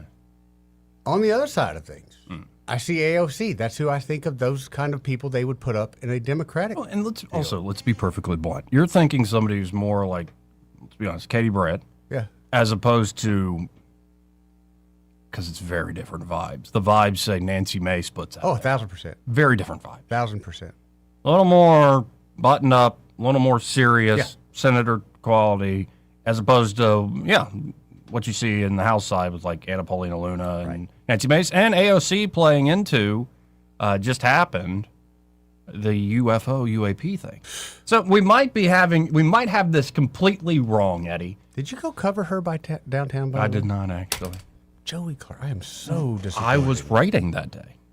You had the opportunity to meet someone that you have mixed feelings about. I don't have mixed feelings about her. I think she's back crap crazy. But hot. Well, I mean, that's kind of a pattern. In my... Yes. And women too. In my escapades. Yeah, exactly. And women too, Joe. My bad. Like, crazy is a calling card. Like, is that a red light, green light? I can't even tell. I'm colorblind. Did you hear the comments that she said? And When I she don't know was if you here? covered, how the North needs to pull up to the South or something to that nature. I saw the headline or something. I was lost. I thought it was gay. I just thought I was lost. So what the hell is she talking about? And then I thought she's in a phone booth. I think she's stuck in that old playbook. It's like we get to use the state of Alabama as our stage for our moral melodramas that we play out. And it's like, no. You look like a fool. Got to be honest. But it's we could be wrong, Eddie. Where it's not somebody like a Senator Brett, it's actually somebody like AOC or like a Nancy Mace type that's playing into the zeitgeist, the popularity of like the UAP, the crazy talk. That's just it. They're crazy. And then I know they're crazy, so I don't want them with the maybe button. My love life is a portend of some sorts. It's like I'm a soothsayer. Yeah. I'm looking at the entrails, and that's where America's going to go. They're going to fall for the crazy. It happened. It does happen. Does happen. Anyway, to my point, here's AOC on the UAP. Okay. Stuff. And this is like one of those walking and talking things. Let's listen into Alexandria Ocasio-Cortez. If there's nothing to hide in the new UFO files, why only a trickle of information instead of full disclosure right now? Yeah, I mean, okay, so to be transparent, I have to take a look at everything that's been disclosed. I haven't reviewed it since the release, but first and foremost, I think there's just a tremendous amount of information. But yeah, I mean, I think it's a good question. I no longer sit on the oversight committee. I did and was part of certain classified briefings around the issue and around disclosure. This was a bipartisan effort, so I worked with some of my Republican colleagues on this as well. And I think it's a really important issue. Yeah. But I have to take a look because I believe that disclosure happened on the Senate side, so I just need to see what went into it and what was and wasn't she's making a released on it. mistake. But I think she needs to lean into the crazy. Dude, she's circling. the more specific, as a strategy, I would say, the more specific we can get about the areas, departments, and things that we would like to see disclosed, the more precise it is, then the easier it is to get that information, right? Because if you just ask, in general, give us information, then whoever is providing it has discretion over what gets included and what doesn't. Did she go to a Kamala how to confuse the hell out of everybody class? What is she talking about? Yeah, she went to the school of Obama Kamala. Put her back in the phone booth already. Oh, she was? Yeah, that was a weird protective barrier. Guess nobody takes back shots anymore? Language, Eddie. Oh. Well. You're already in trouble. My day. Actually, you saying back shots just made my day. This part of the program brought to you by Cole Plumbing. And at Cole Plumbing, well, they can help you with all those plumbing issues. Maybe you got some clogged pipes. Maybe it's the garbage disposal in the kitchen. And you think it's still working because it makes a sound. But all they're doing is smelling it up. It just Joey. stinks. You walk in the house and you wonder, what's that smell? It stinks. It's your garbage disposal. Yep. They can replace that for you. They Get you a can. new one. Yep. Or maybe you got a massive water leak. Like, I didn't install a pool. Why is the water bill so high? Or you got one bedroom you don't ever go into and you notice it smells like mildew because you probably got a water leak. It's going under that carpet. Yeah. Yeah. Need to get on top of it. Big time. Or it could be you've got something simpler, like a toilet flapper that doesn't work. That'd be good. Or you want to install something nicer, like a taller toilet or new fixtures in the shower. I like the old tankless hot water heater. Mm-hmm. So whether it's big jobs, small jobs, anything in between, they can help you out there at Cole Plumbing. And they can do it with minimal discomfort to you and your home, especially on those big jobs. They can actually solve the problem without digging up a huge hole in your yard.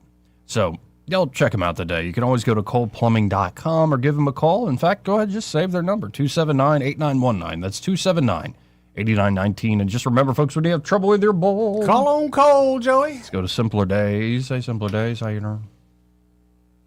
Pretty good. I used to have a captain, and if you didn't explain something in about 10 words, he would rub his head between his hands and say, "You make my head hurt." That's exactly what she does. I mean, listening to her, and then listening to Senator Kennedy. I mean, he can say in 10 words, very simple, and you understand. And then you have a whole other level where it's Trump, and he just goes like, I'm a better looking person than Kamala. Just cuts right through it. Just right through it. Why don't the Democrats put a woman up there that wears a dress, shows a little cleavage, instead of wearing pants, and try to act like a man? And then somebody might vote for her. But did you hear all of the remarks, or some of the remarks, or most of the remarks? This is from the group that came down and stood on the Capitol steps. I didn't really hear any of the remarks. Yeah. Well, I just hope they all brought raincoats with them because, you know, Montgomery is the capital of the drip. And sure wouldn't want them to take anything back up north with them. Yeah, careful with the whole but anyway, gonorrhea and syphilis. Yeah. Yes, but anyway, and I know they're all above board that. They all look squared away. But anyway, she missed a golden opportunity to go. I mean, she could have gone down in history, gentlemen. Right there where she's standing is where one George Wallace stood and said, segregation today, segregation tomorrow, segregation forever. Mm-hmm. She could, instead of her coming up with the old World War II term, you know, we've woken the sleeping enemy, she could have said socialism today, socialism tomorrow, socialism forever. Y'all have a good day. Appreciate Simple Day. But she didn't. She didn't take that opportunity. Which is strange. I wonder was it just a stop-in visit? Did she actually see the town? Because I kind of feel like a lot of people like her come here, use the town as a backdrop, and then get the hell out. Yeah. They just know nothing about it. It's just I mean, I think she went to the water park and was disappointed because the on-water operations aren't going on. She probably was. I hate that for her because she looks but like I bet somebody. she hit the rope course. Think she took that? Yeah, really? I bet she's pretty good at the rope course. Oh. AOC in a zip line makes a lot of sense to me. Can we make the zip line like end and then she fly off? No, don't. You're already in trouble. Stop that. It'd be fun. It would be if it was like a foam pit. Fairley Brothers movie, yes. We could do it into a foam pit, but we forget to put the foam in it. And by the way, on the topic, I didn't listen at all to what people were saying, but my guess is it was like Pharaoh's back in charge and let my people go and Reconstruction and Jim Crow and jelly beans in a jar and literacy tests and. I have heard that. And. I had heard that. The whole black people have lost their right to vote. I don't know how that happened, but apparently that happened. Mm-hmm. So, let's play a guy who's up there in the Congress. Okay. What's his name? Wesley Hunt? Oh, you know him? Yeah. And, of course, he'll just be, even though he's a West Point graduate and all these, amazing accomplishments, he'll just be written off as Uncle Tom. But let's play him anyway. Okay. My own father, who grew up in a segregated South, had to walk around to the back of a restaurant just to order a sandwich because of the color of his skin. That was Jim Crow. And that is precisely why it is so offensive to compare that era of legalized discrimination and racial terror to showing a photo ID in a voting booth. And it's just as offensive when groups and organizations like these manufacture faux hate and racial tension. Requiring identification to vote is not oppression. It is not segregation. It is not racism. It is a basic standard that applies equally to every single American citizen, regardless of what you look like. You need an ID to board a plane. You need an ID to cash a check. You need an ID to buy alcohol. You need an ID to enter these very federal buildings. And by the way, attaining an ID in this country is an extremely low bar. But somehow showing an ID to vote in America is now considered to be Jim Crow 2.0. This is not about civil rights. This is about political theater. And the Democrat Party survives on manufacturing grievance. Yeah, they do. I mean, That's very true. That's pretty much it. Anyway. Manufacturing grievance. Yeah, but it's like we've seen this show before. We see it every couple We've seen years, this movie Jerry. before. Yeah, every couple of years. Right. And it's like, you got another one? Is it a sequel, or are we just watching the same movie? Like, and there's some movies I like watching over and over again. Like the Django. It's a great movie. Great movie. Great, like, revenge movie, like, with that Western feel. Yes. Like, yeah, it's great. That's one of my faves. That would be a fun movie. Yep, one of my faves. But there's only so many times you can go back to what happened here a long time ago. I mean, you shouldn't forget it. I'm not saying that. No, I'm just saying it's part of our history. It's kind of cheapens. It's simulacra. Is it not? Like a cheapening of the true bill by copy. It's not the boy calling wolf too many times. Mm-hmm. Anyway, we got to hit a break. All right. First, this part of the program brought to you by Josh and Leslie Ryder there at Dillon Rings. And at Dillon Rings, well, Josh the jeweler can make you something beautiful. Oh, he can.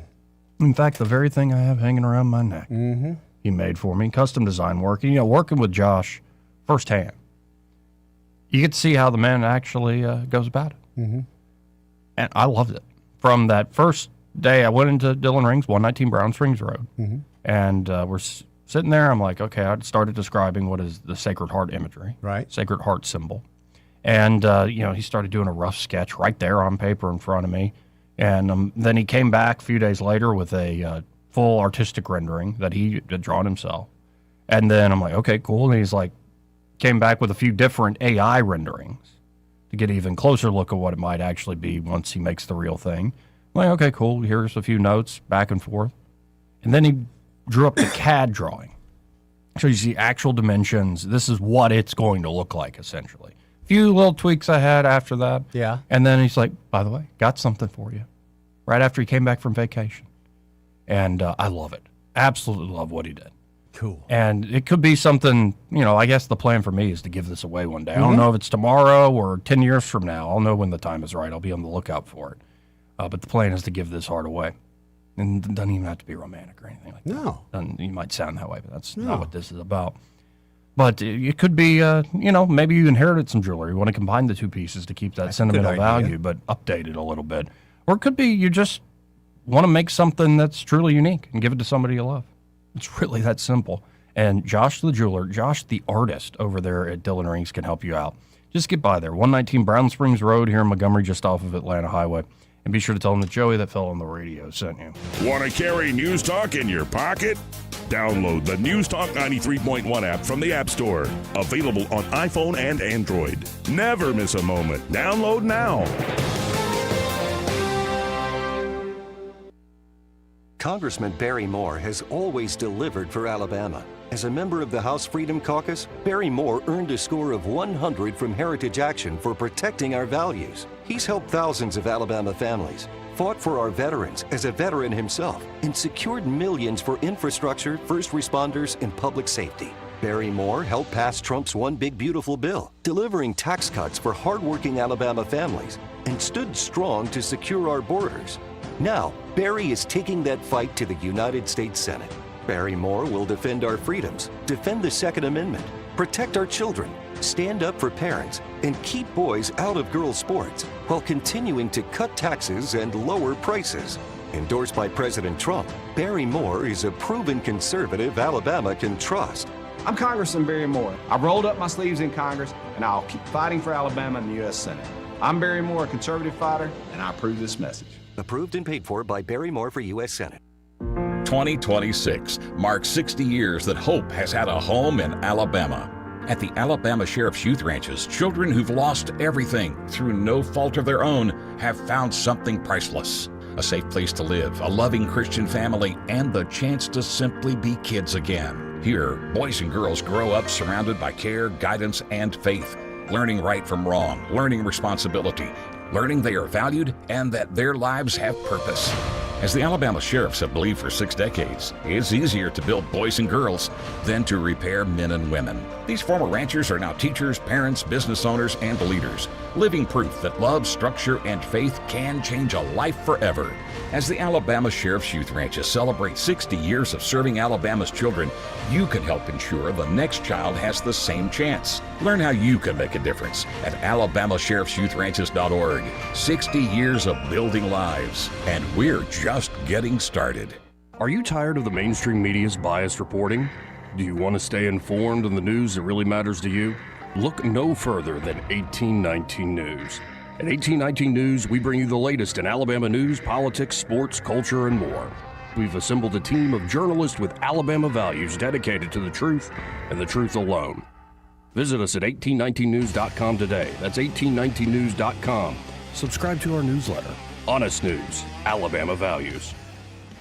This hour of news and views is brought to you by our good friends at Alabama Home Mortgage. Alabama Home Mortgage, 567-4223. Visit them on the web at myalabamahomemortgage.com. NMLS number 1586368, an equal housing lender. If you're struggling with ED or your performance is down and your belly fat is growing, listen up. You've got one life. Now is the time to act. At Montgomery Men's Health, we're not just healthcare, we're your secret weapon. Don't wait another day. Here's why you need to act right now. Every moment you delay, your condition could worsen. It's not just about sex, it's about your heart, your relationship, your life. Montgomery Men's Health has years of proven results for ED and low T. We've introduced treatments so exclusive, you'll wonder why you waited. Procrastination is the thief of time. When it comes to your sexual health, you can't afford to wait. Join the League of Gentlemen who've walked out of our doors with a swagger. Call Montgomery Men's Health at 334-440-3663 or visit montgomerymenshealth.com. Book your $99 male performance consultation now. Dial 334-440-3663 or visit montgomerymenshealth.com. Montgomery Men's Health, making it happen. Rich Thomas Weather, a service of Riverside Chevrolet Wetumpka. If it's Chevy, it's Riverside. Best price, best selection. Check them out on the web at riversideusa.net. Rich Thomas Weather. One of the biggest outdoor weekends of the year coming up, and it's a pretty routine summertime forecast. For today, a sun and cloud mix with a high temperature up around 90. A few pop-up random afternoon and evening showers and storms. Some towns get wet, many towns stay dry, high temperatures near 90, lows at night right around 70. And more of the same Friday, Saturday, Sunday, and Memorial Day Monday. Scattered pop-up storms could briefly put a damper on your outdoor plans, but nothing widespread, and highs each day mostly in the upper 80s, lows at night mostly in the upper 60s to around 70. From the Blue Water Weather Center, this is Rich Thomas. All the headlines the mainstream media won't touch. Your News Talk station. News Talk 93.1 FM WACV.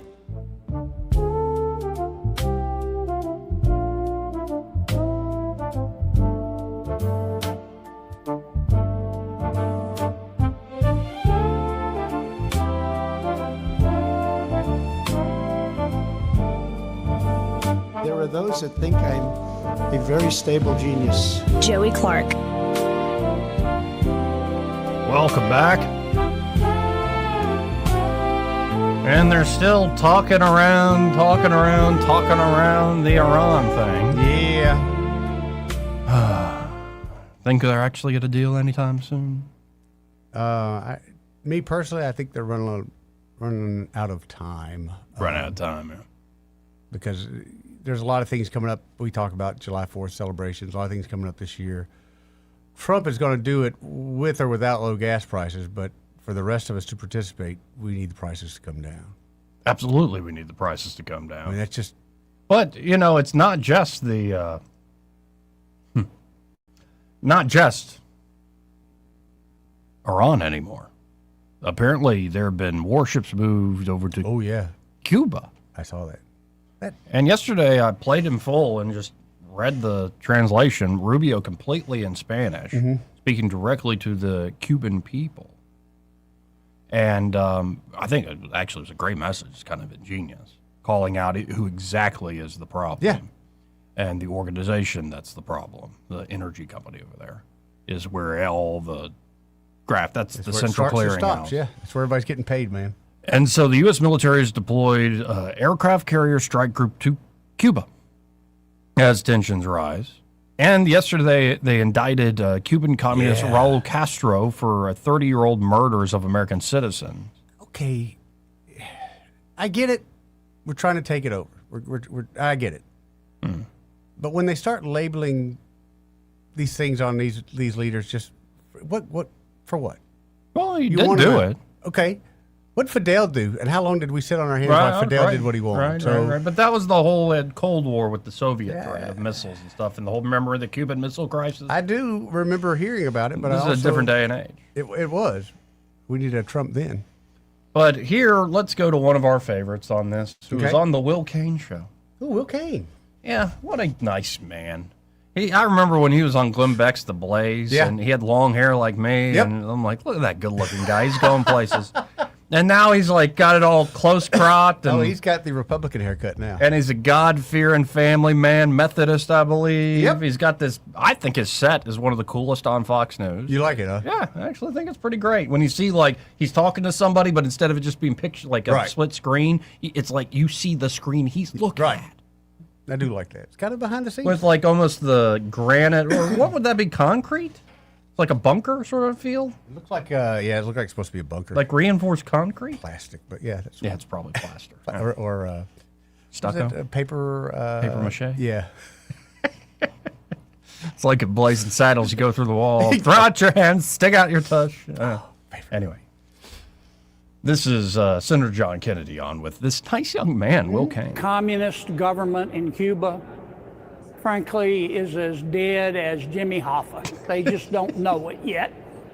And my heart will not be full of tears at their farewell. The communist government there is dead for two reasons. Number one, sometimes it takes a while, but eventually the truth wins out. Communism, like socialism, is for morons. And number two, Fidel Castro, the original Castro, was pretty smart. He was evil, but he was smart. But these asshats since then have just been incompetent. They're like three-wheel shopping carts. I mean, they're just incompetent. All they know how to do is oppress people. They take all their money and they give it to the military and the police and themselves. And to hell with the good people of Cuba. And that's not a model for success.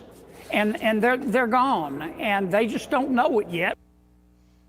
Well, I'm glad I played that clip. I didn't know he was going to say the word asshats. Yeah, well, that's a pretty good word, though. If it wasn't for Iran, I think all this would have been done and over with a long time ago. Yeah, you think so? Yeah.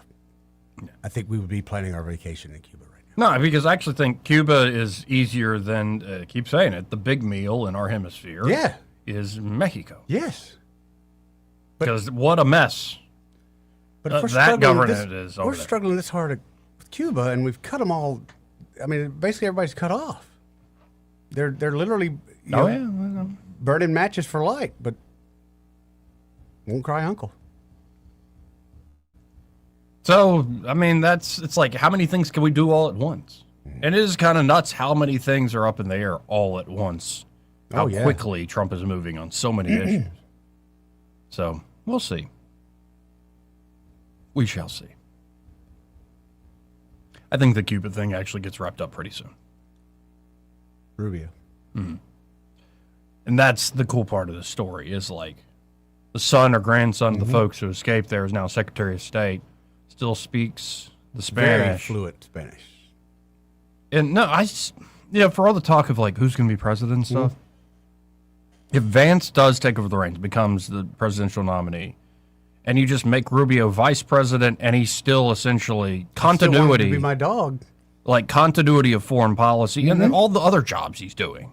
Essentially have people that he trusts, that he trains up to just keep that continuity of government going. But he's going to have to run Southwest Airlines now.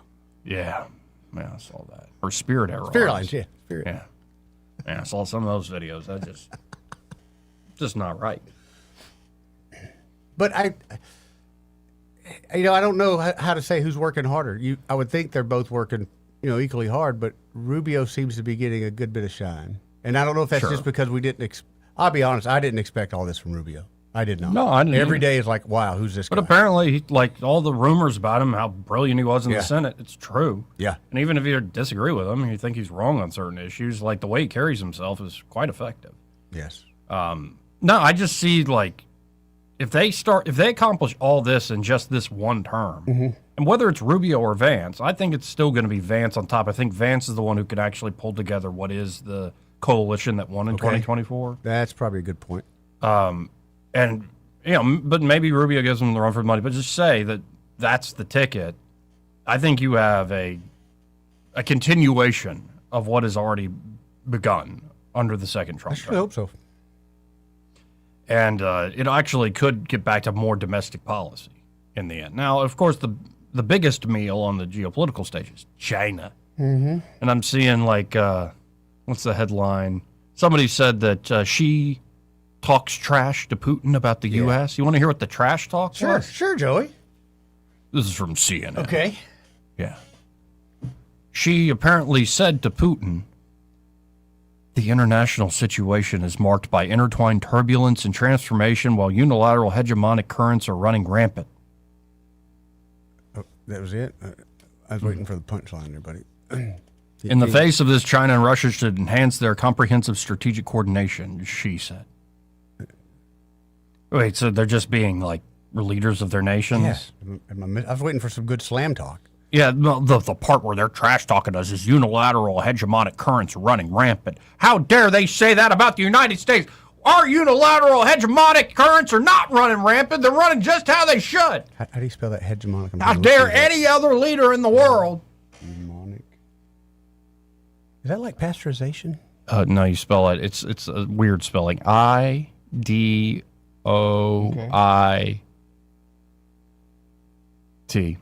That's idiot spelled wrong. Oh, 272-9228. Adoit. That's the spelling you get today on how to spell hegemonic. I mean, these are big words. I got to look these up. He's truly dominant, but only in his own mind. This is not trash talk I'm familiar with in Chisholm. So, yeah, that's what women love, Eddie. A hegemon. I don't know if that's the case, Joey. I really don't. Which is actually one of the new starter Pokemon in the Nintendo Switch 2. Anyway, we'll be right back after this. He may not know whether he's coming or going, but whether you're going to work or coming home, Greg Budell is there. Mornings, 6 till 9, and afternoons, 3 till 6. Only on News Talk 93.1 FM, WACV. At Blue Water Broadcasting, we believe great advertising starts with relationships. That's why so many local business owners trust us, not just for radio, but for digital too. If you're already running digital advertising and you're not seeing results, it may be time to explore your options. Our team takes the time to understand your business, then builds custom campaigns using a multi-channel conversion-focused approach. So whether it's digital display, social media, or you need help increasing your online presence, Blue Water Broadcasting can help. Before your next campaign, let's have a conversation. Visit BlueWaterBroadcasting.com. This is your roving reporter. Today I'm talking with a prospector. That's right, man. I'm prospecting for gold. You dig? No, but it looks like you do. And you know the first thing I'm going to do when I strike it rich? What's that? I'm going to hire David Ernest to be my money man. You mean everyone's favorite asset preservationist? That is correct, man. I'm going to call him up at 833-596-7233. 833-596-SAFE. You know, I've heard a lot of good things about David Ernest. You know, he's the best money man around with over 40 years of experience. Experience is necessary, especially when you're digging for gold. That's right, man. And I can see that you don't have very much experience. What do you mean, man? Well, you have the little plastic bucket and shovel like a kid would take to the beach. Yeah, man. Well, I want to start out small and then kind of pace myself up until I strike it rich. Well, maybe you should call David Ernest first. You think he's got a shovel? Never know till you ask. I dig, man. Hi, I'm Carl Schmidt, naturopath and owner of the Herb Shop Wellness Center at 8161 Vaughan Road. You know, with over 30 years experience in natural wellness, I've seen countless health fads come and go. A few years ago, we added a patented technology that actually activates your stem cells. It reverses the aging process at the cellular level. However, you do need proper hydration and targeted nutrition. At the Herb Shop, our advanced scanning and testing technology allows us to accurately assess your nutritional needs and get a customized plan for you. Come in today and see what the Herb Shop can do for you. This hour of News and Views is brought to you by our good friends at Alabama Home Mortgage. Alabama Home Mortgage, 567-4223. Visit them on the web at myalabamahomemortgage.com. NMLS number 1586368, an equal housing lender. We get Montgomery talking 24 hours a day. The River Region's most trusted voice. News Talk 93.1 FM WACV.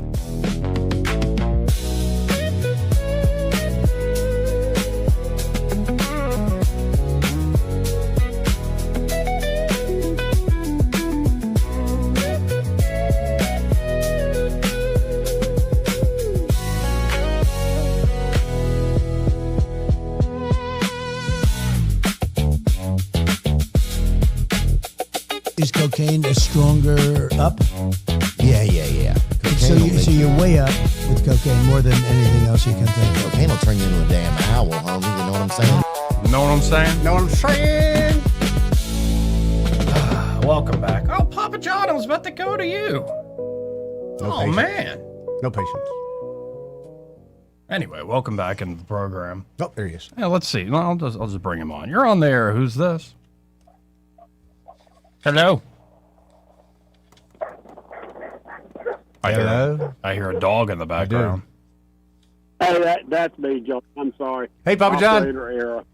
Hey, Eddie, how are you, buddy? Good to hear your voice, brother. I just wanted to tell you, Joey, having listened to you now from the very beginning, you have come so far. I know initially you were somewhere around just trying to make yourself not to be a fool, but you have come so far now. You almost the lead dog in the pack. Mm-hmm. So, and having said that, but this part of what I was calling about relates to that. You were mentioning just a minute ago about J.D. Vance and Rubio as being the executive office team. You know, I hate to say it, but we've had some well-experienced, some with good knowledge, some with not so good knowledge in the executive office now for a while.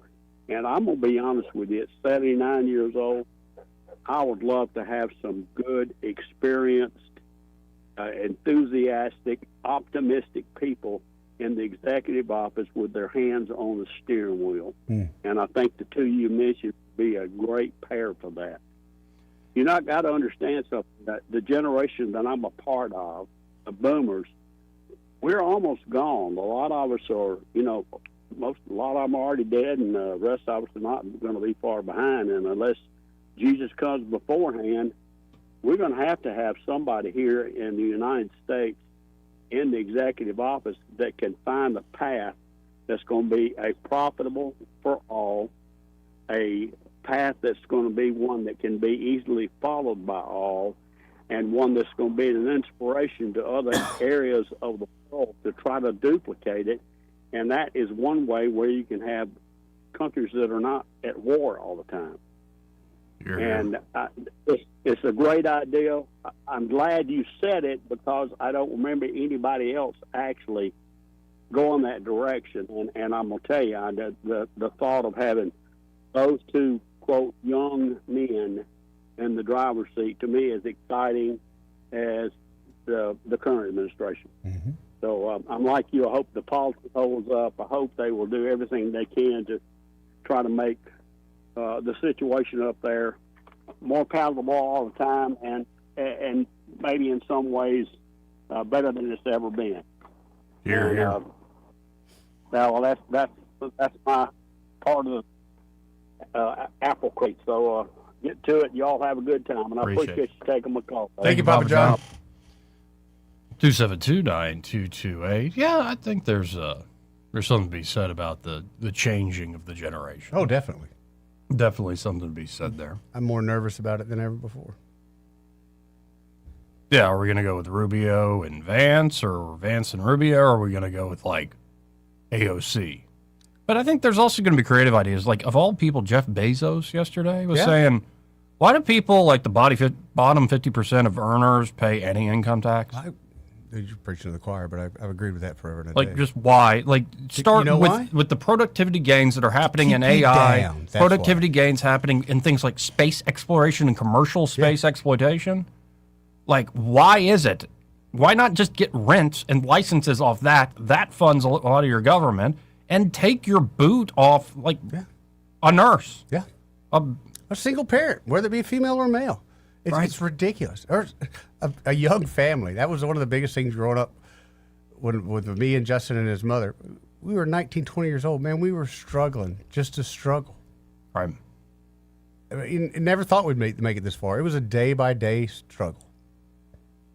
Anyway, we got a whole other hour to do. All right. But first, this entire hour was brought to you by Alabama Home Mortgage. I hate to brag, Joey, and I'm going to. You know, go ahead. Madeline was my baseline for tanness that I was trying to reach. Yeah. And I have surpassed her. You have. I have. And I kind of feel good about it, but also I kind of feel probably shameful that I'm bragging a little bit. But she was my baseline. Mm-hmm. She's a very tan person. Such a great person to be around. I was kind of modeling myself after her. And by the way, she's also really good at the mortgage stuff. Amazing at the mortgage stuff. She's helped me out 3 times. 3 different times. And, one time we did a refinancing.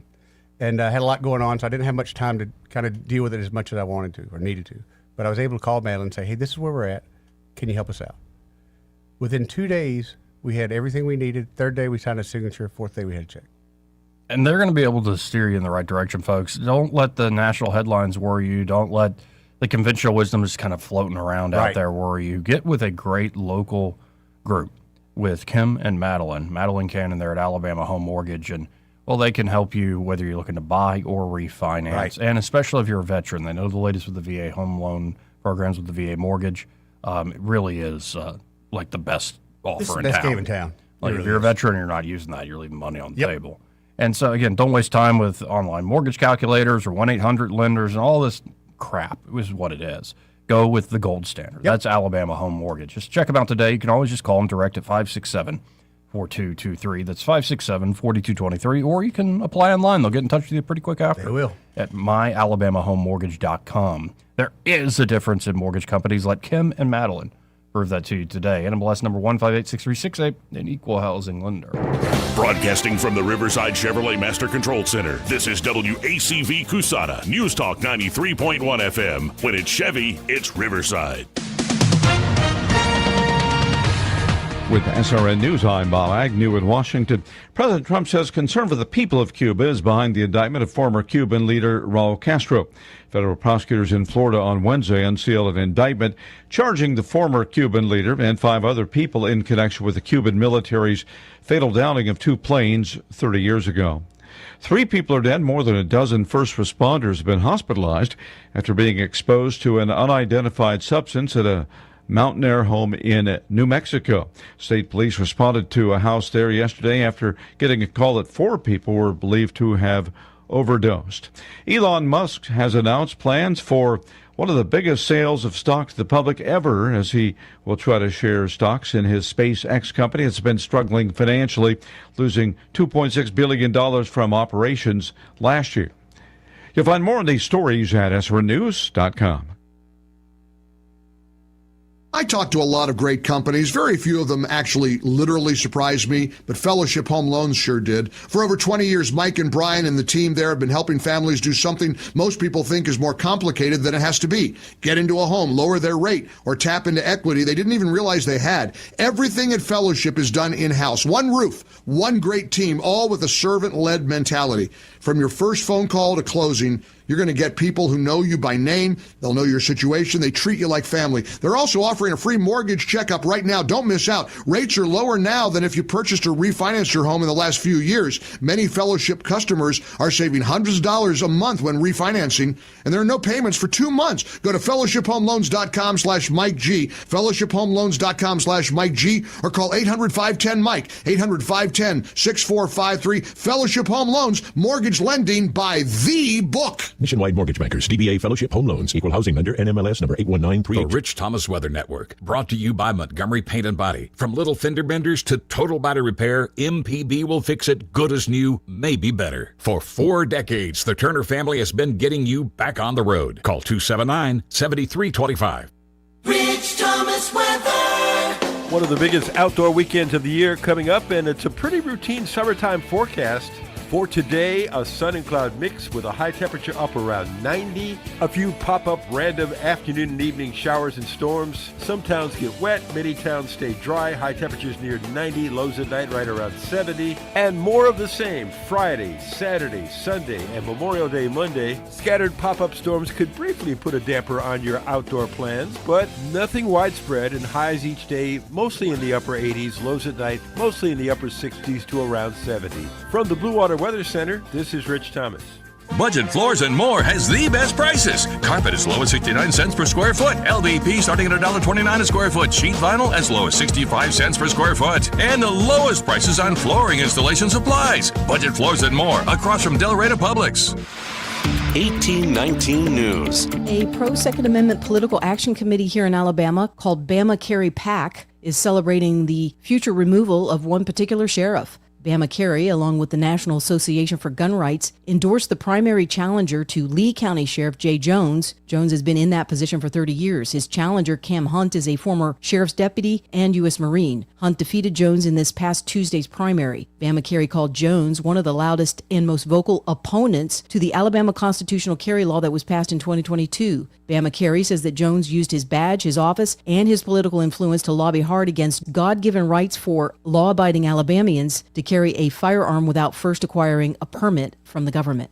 I'll be back with more Alabama stories after this. Did you know that 70% of people experience a potentially traumatic event in their lifetime, and that 6 out of every 100 adults face PTSD every day? Help us bring hope to these survivors by signing up for your Alabama Distinctive PTSD Awareness license plate today. The great thing is you can sign up no matter when your current plate renews, and the first year is complimentary. All you need is your VIN number on hand. Drive awareness, drive hope, and customize your plate today at atease.org. A company that manufactures electric transformers is going to build a large facility in Colbert County. Virginia Transformer will build a 600,000 square foot facility at the Shoals Research Air Park on 90 acres. Once the plant is up and running, it will employ over 1,000 workers. Virginia Transformer will utilize the Norfolk Southern Railways for shipping their product.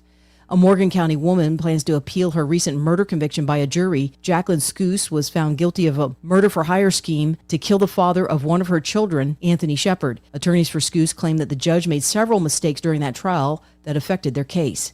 I'm Andrea Tice. For more news affecting Alabamians, go to 1819news.com. And while you're there, subscribe to the daily newsletter. This hour of News and Views is brought to you by our good friends at Cole Plumbing, 279-8919. Cole Plumbing is number 1 in the number 2 business. You don't have to dig a hole. They have proprietary pipelining technology. Ask them about their tankless water heaters. Remember, when you have trouble with your bowl, call on Cole. Alabama weather will never fail to surprise you. Our lawns hardly get a chance to have any downtime. This year, save the hard work and aggravation and call Alabama Lawns, the River Region's leader in weed control and fertilization services. What makes Alabama Lawns the River Region's best? It's the people. They have the experience, education, and commitment to customer satisfaction. Ask your neighbors. Alabama Lawns has been the Montgomery Advertiser's Reader's Choice Award winner 14 years in a row. The Alabama Lawn staff is made up of long-term employees and agronomy graduates, and the staff at Alabama Lawns attend annual continuing education classes. It pays to have someone that knows southern grass types and how to keep them green and flourishing. Call Alabama Lawns today at 272-7171 and let them show you real value in lawn maintenance service. Alabama Lawns, the company with black trucks and green lawns. The views and opinions of the following program are solely those of the host and other contributors. These do not necessarily represent those of Liberty Acquisitions 825, Blue Water Broadcasting, its management, staff, or any advertisers.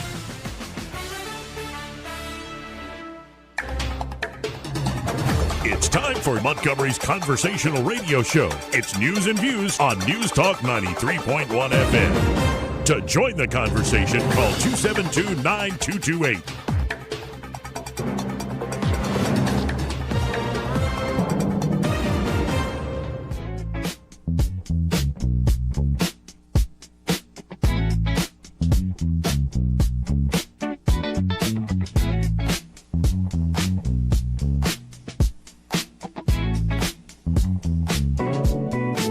Joey Clark.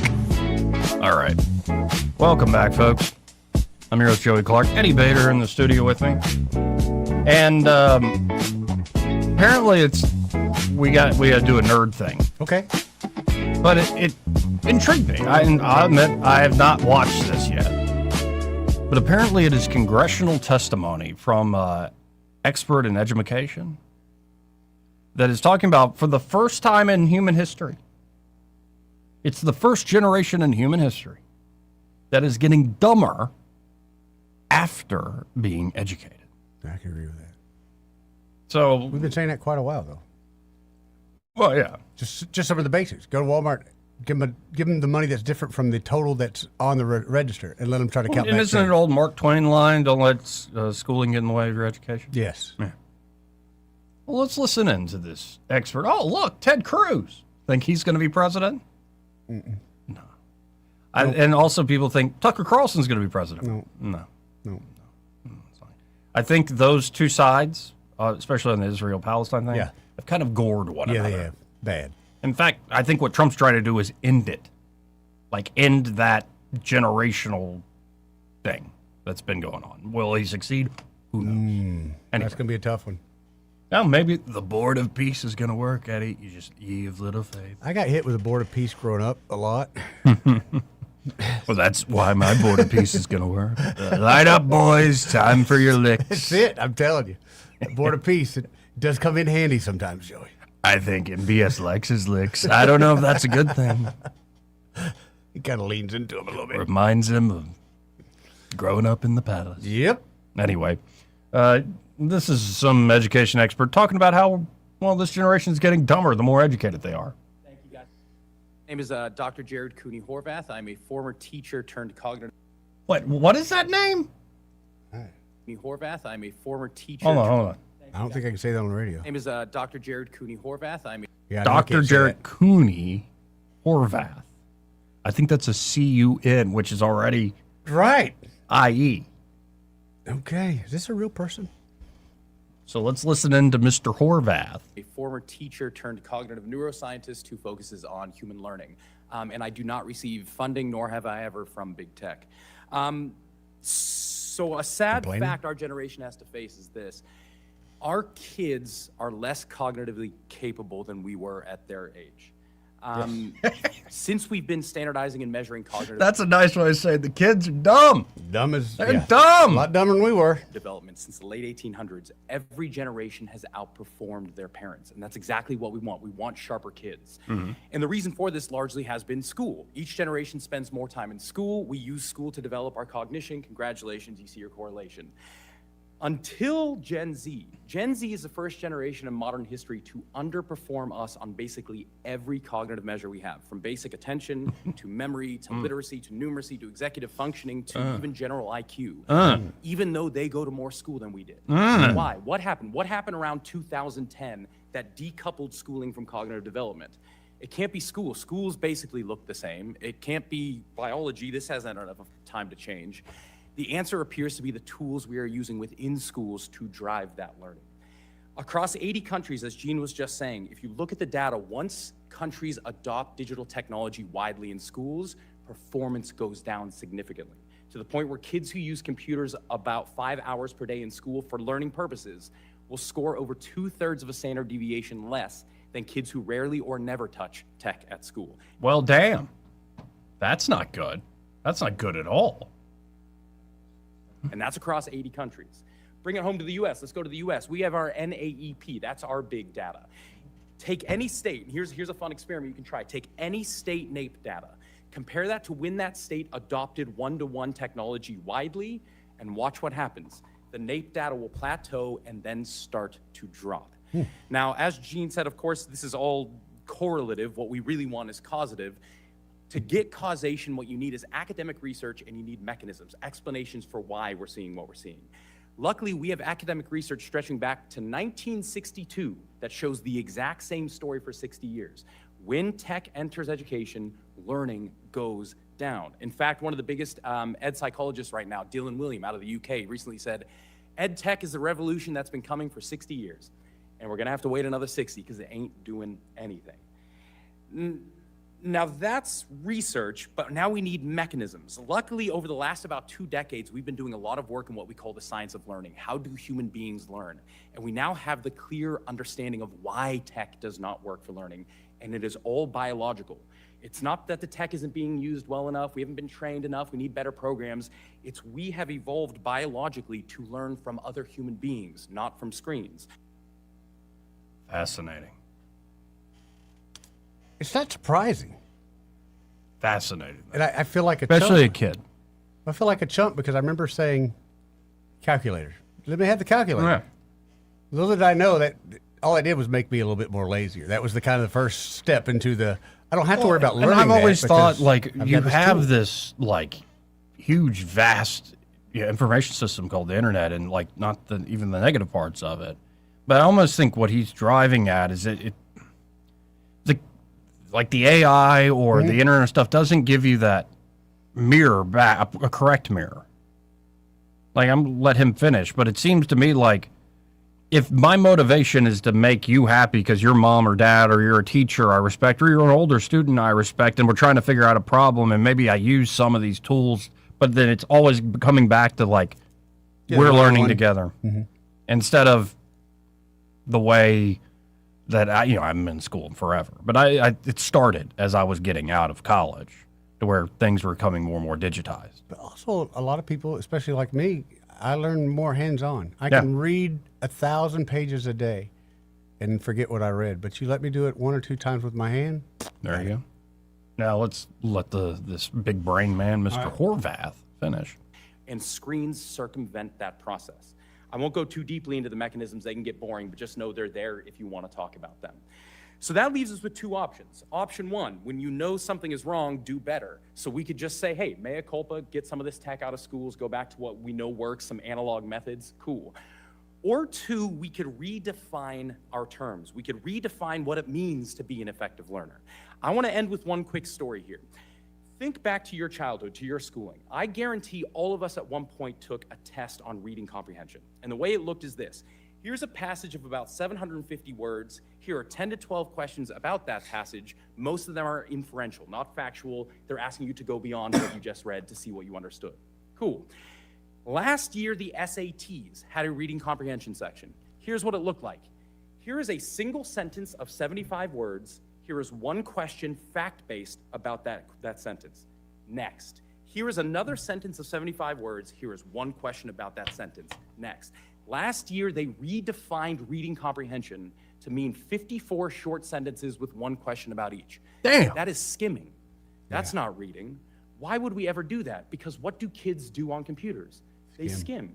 So rather than determining what do we want our children to do and gearing education towards that, we are redefining education to better suit the tool. That's not progress, that is surrender. So as we go through our discussion today, there's gonna be a lot of talk about smartphones and social media, rightly so.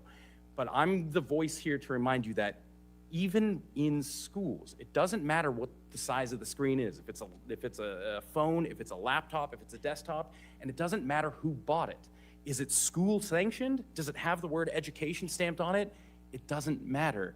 All of these things are also going to hurt learning, which in turn are going to hurt our kids' cognitive development, right at the time when we need our kids to be sharper than we are.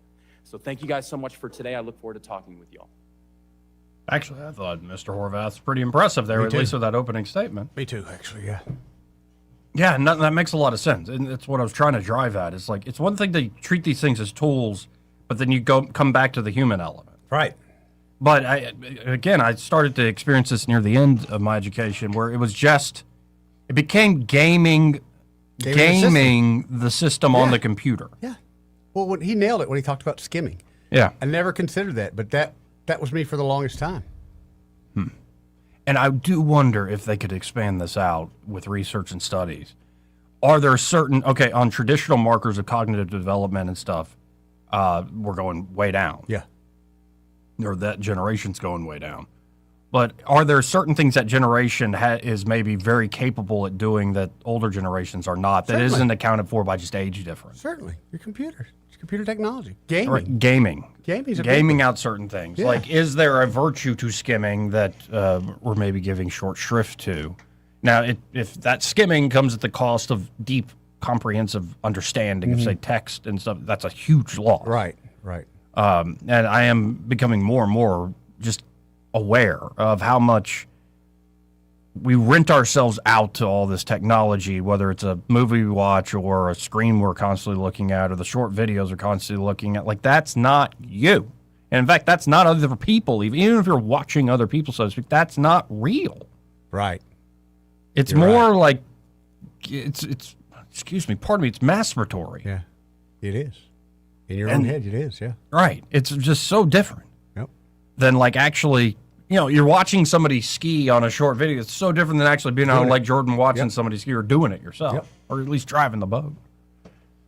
And this is all common sense stuff, but I think that common sense has gone out the window because these things are addictive.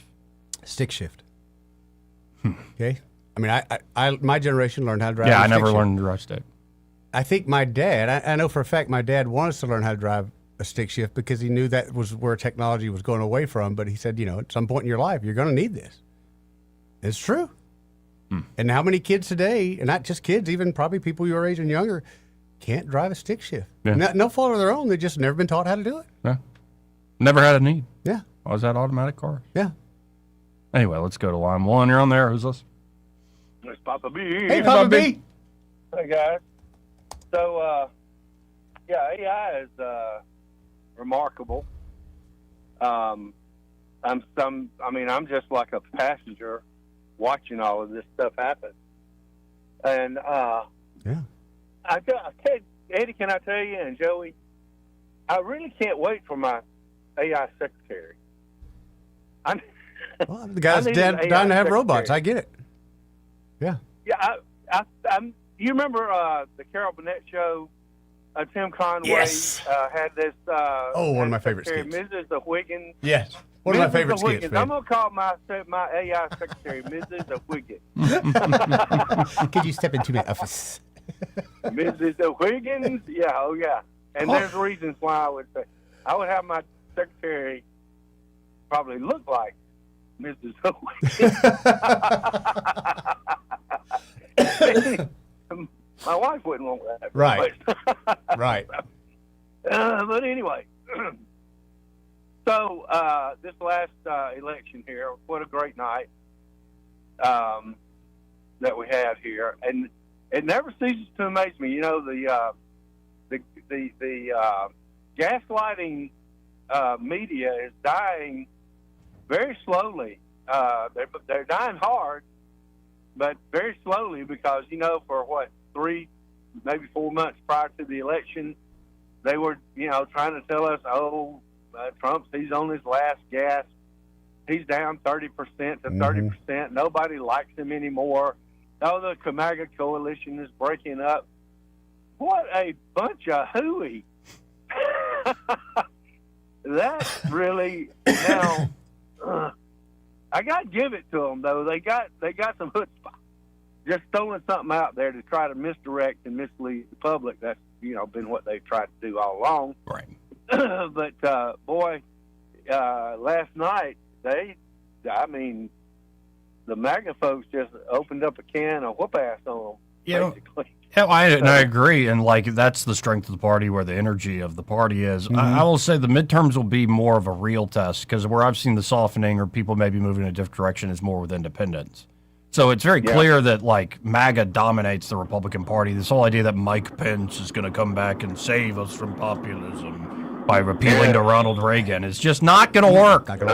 But you do have to wonder how many independents are like, I watched Rogan and Tim Dillon and the Epstein thing sucked and we're in another war. And like, I'm not saying this should sway your vote one way or the other. I'm just saying that's out there. It's reality. And it could affect things. Yeah.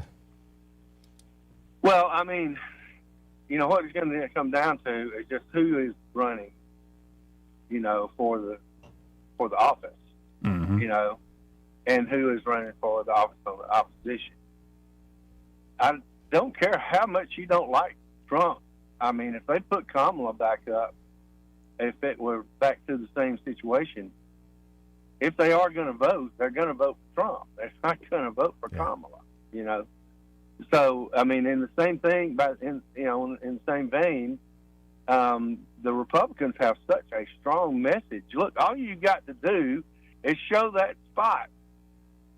Vote, stand up if you believe that we should be up here for the American people and not illegal aliens. And, that's all you got to do. It's just simple as it can be. And I think that message just, it's hard to beat. So, I was particularly glad to see Cassidy over at in Louisiana? Is that his name? The senator. I can't remember his name. Bill Cassidy lost. Yeah. Bill Cassidy. Yeah. I was so happy to see that guy. And right afterwards, he joined this cabal of rhinos. Yeah. To vote, for the War Powers Act in the Senate. What? Oh, yeah. Well, who couldn't have seen that coming? Just spite.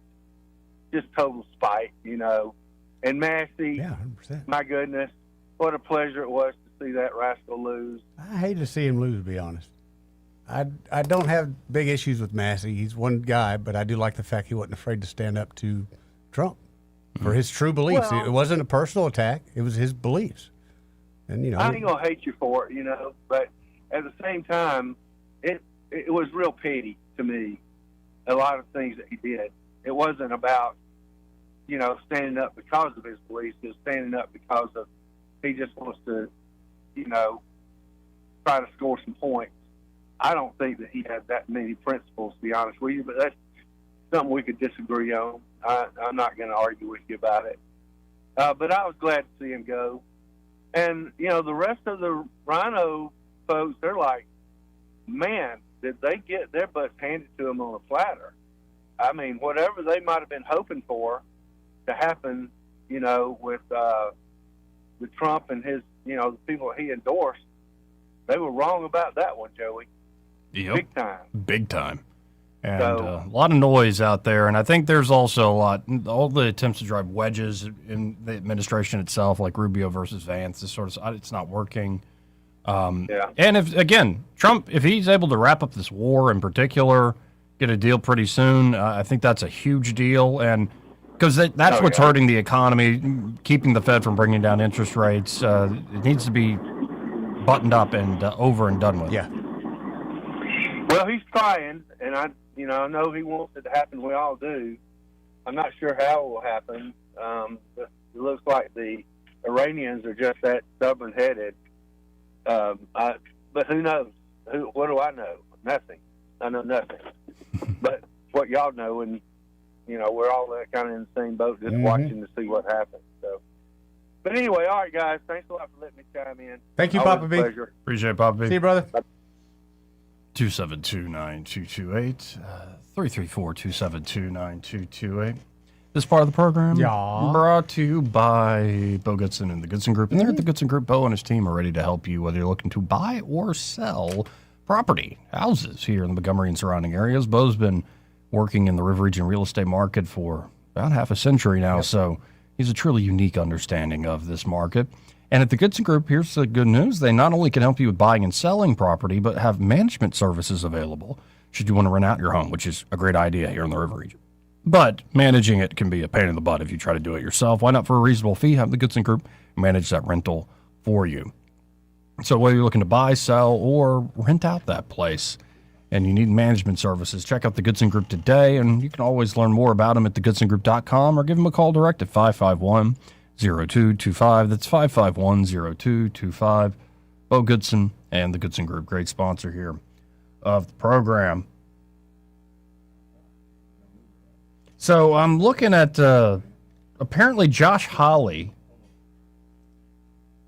you know, that senator who clearly wants to be president. Yeah, himself, he's got that going for him. He's definitely got that deep voice and look. I mean, he's got the chops. I'll give him that. Yeah. He could be president someday. Who knows? But apparently, like, he gave a commencement speech at a college, and when he brought up AI or something, like, people booed. Was it AI? Well, let's listen in. About artificial intelligence.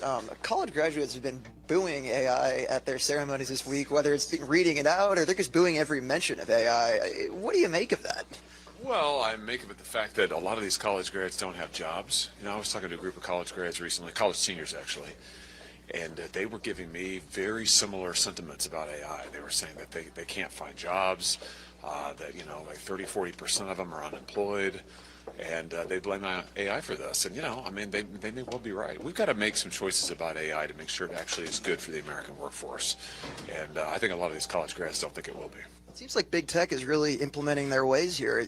More data centers are popping up, and as that happens, it seems jobs for college grads are going down. I mean, what can you do about it? Well, I think we've got to go in the opposite direction. We want to see new technology create jobs, not destroy jobs. And this is why we ought to pass legislation right now that would require these tech companies to turn over the data on how many jobs they're creating or how many jobs they're destroying. We ought to collect that data from all across the workforce.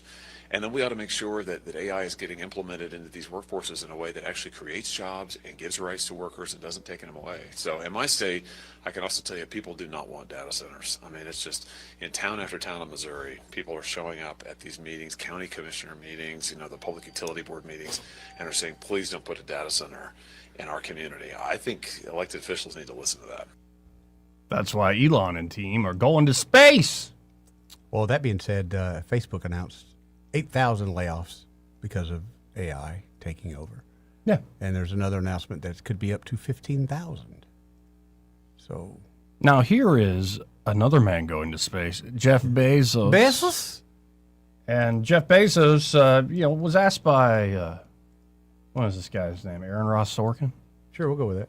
On CNBC. Mm-hmm. This is the same interview where Bezos said, hey, maybe like the bottom half of the country shouldn't pay income taxes at all. Maybe. And he's asked about, Sorkin says students are deeply fearful and worried about whether they're going to have a job. Especially because of all this new technology and AI and all this stuff, as you just heard Josh Hawley talking about, given kind of the common sense populist point of You view. can always go mine for gold. Well, here is Jeff Bezos, and let's hear what the billionaire has to say. I think there's so many people who are afraid that AI is going to take their job. I think that there's going to be a labor shortage as a result. So let's go there then. Yeah. I wanted to stay in space, but let's go to that because we can come back. We can be in space too, whatever you want. Well, Andrew. but that's fascinating because I don't know if you saw Eric Schmidt gave a commencement address over the weekend. Yeah. And the students were booing because every time he mentioned AI, they were booing because I think they're deeply fearful and worried about whether they're going to have a job. Yeah, well, and the reason they're afraid of that is because all these smart people keep saying that.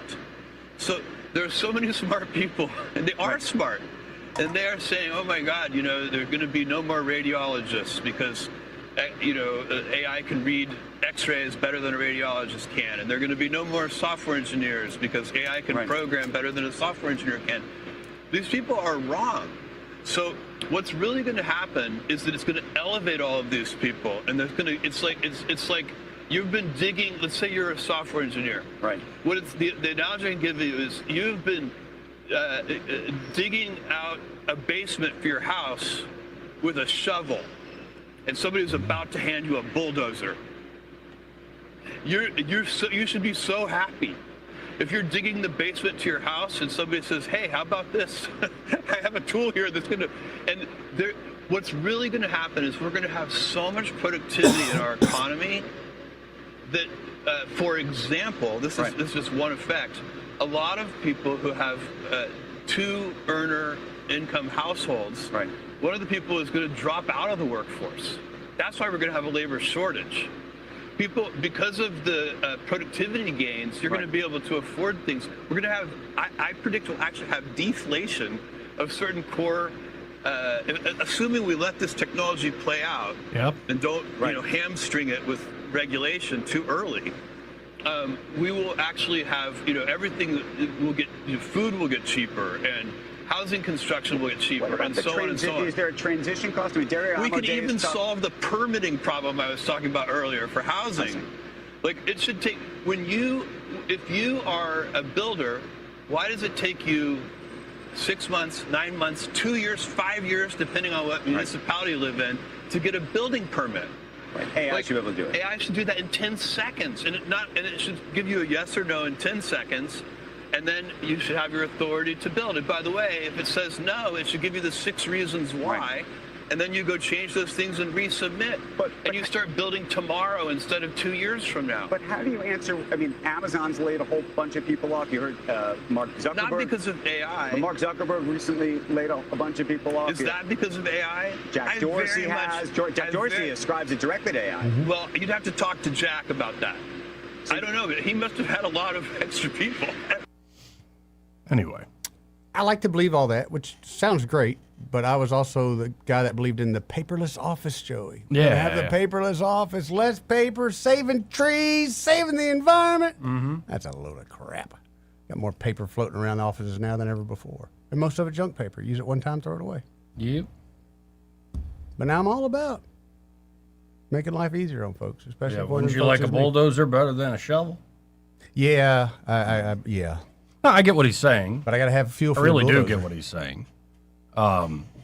If it can happen, though, but yeah, it's just, I'm sorry, but there's just too many other things that get in the way. We were promised how many years ago as a kid we were gonna have flying cars.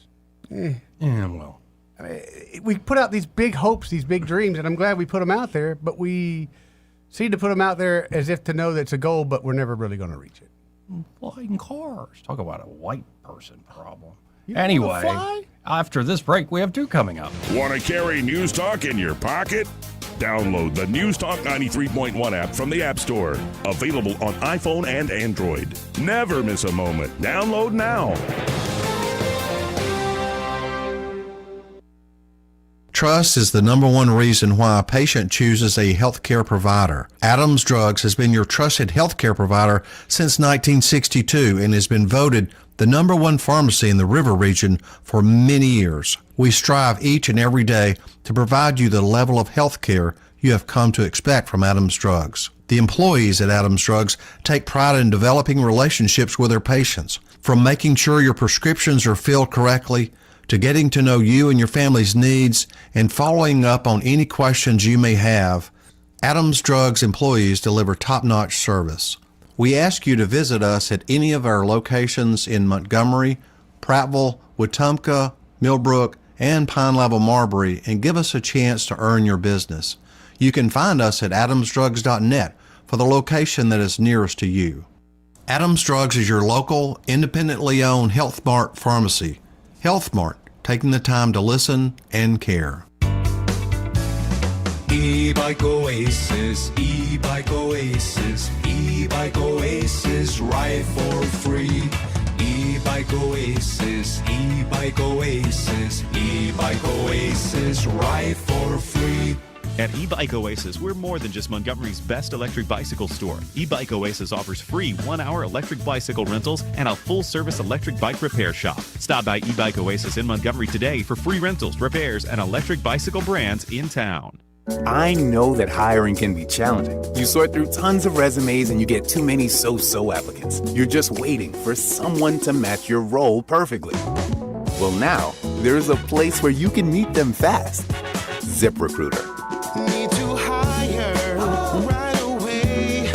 Start your search for strong candidates. The right fit awaits. Build your team, build it sooner. Meet your match on ZipRecruiter. Just head to ZipRecruiter.com/free right now to try it for free. And you're on your way to meeting your match. 4 out of 5 employers who post on ZipRecruiter get a quality candidate within the first day. So try it now. Go to ZipRecruiter.com/free. Once again, that's ZipRecruiter.com/free. Meet your match on ZipRecruiter. Try it free. Congressman Barry Moore has always delivered for Alabama. As a member of the House Freedom Caucus, Barry Moore earned a score of 100 from Heritage Action for protecting our values. He's helped thousands of Alabama families, fought for our veterans as a veteran himself, and secured millions for infrastructure, first responders, and public safety. Barry Moore helped pass Trump's One Big Beautiful Bill, delivering tax cuts for hardworking Alabama families, and stood strong to secure our borders. Now, Barry is taking that fight to the United States Senate. Barry Moore will defend our freedoms, defend the Second Amendment, protect our children, stand up for parents, and keep boys out of girls' sports while continuing to cut taxes and lower prices. Endorsed by President Trump, Barry Moore is a proven conservative Alabama can trust. I'm Congressman Barry Moore. I've rolled up my sleeves in Congress, and I'll keep fighting for Alabama in the U.S. Senate. I'm Barry Moore, a conservative fighter, and I approve this message. Approved and paid for by Barry Moore for U.S. Senate. This is your roving reporter, and today I'm talking with a political activist. That's right, man. And could you please explain to us your red cap with the letters MMRGA? Yeah, man, this is my MARGA hat. MARGA? Yeah, man, that stands for Make My Retirement Great Again. I see. And to do that, what you need to do is call David Ernest, the asset preservationist. That's right, man. You can call David at 833-596-7233. That's 833-596-SAFE. And I understand that's a toll-free number. Yeah, man. Get David Ernest on the case, and your retirement will be great again. And you make these hats? I do. Here's a whole pile left from the last administration. And they say CPWABD. Yeah, man. Corn Pop was a bad dude. And as you said, there's a whole pile here. Well, there wasn't much demand. I can dig it. This hour of News and Views is brought to you by our good friends at Cole Plumbing, 279-8919. Cole Plumbing is number 1 in the number 2 business. You don't have to dig a hole. They have proprietary pipelining technology. Ask them about their tankless water heaters. Remember, when you have trouble with your bowl, call on Cole. Weather, a service of H&H Carpets, where right now, get a load of this, listen close, you get a house full of carpet for $19.95 installed. Unbelievable. They're located at 6450 Atlanta Highway, just across from Walmart. Rich Thomas weather.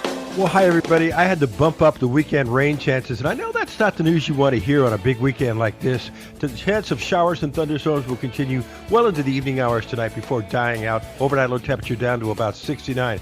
Then for tomorrow, Friday, Saturday, Sunday, and Memorial Day Monday, better than normal rain probabilities with showers and thunderstorms likely at times, locally heavy downpours, highs in the middle 80s, lows tonight in the upper 60s to around 70. Just be flexible with your plans. Not much change Tuesday. From the Blue Water Weather Center, this is Rich Thomas. Big dreams for your home on a tight budget? ASE's $26.26 as you covered. Unlock your home's equity with just $26 in closing costs. No fees, no headaches. Visit your local ASE branch today. Federally insured by NCUA, Equal Housing Lender. NMLS number 420259. If it concerns your community, you'll hear about it on News Talk 93.1. News Talk 93.1 FM WACV.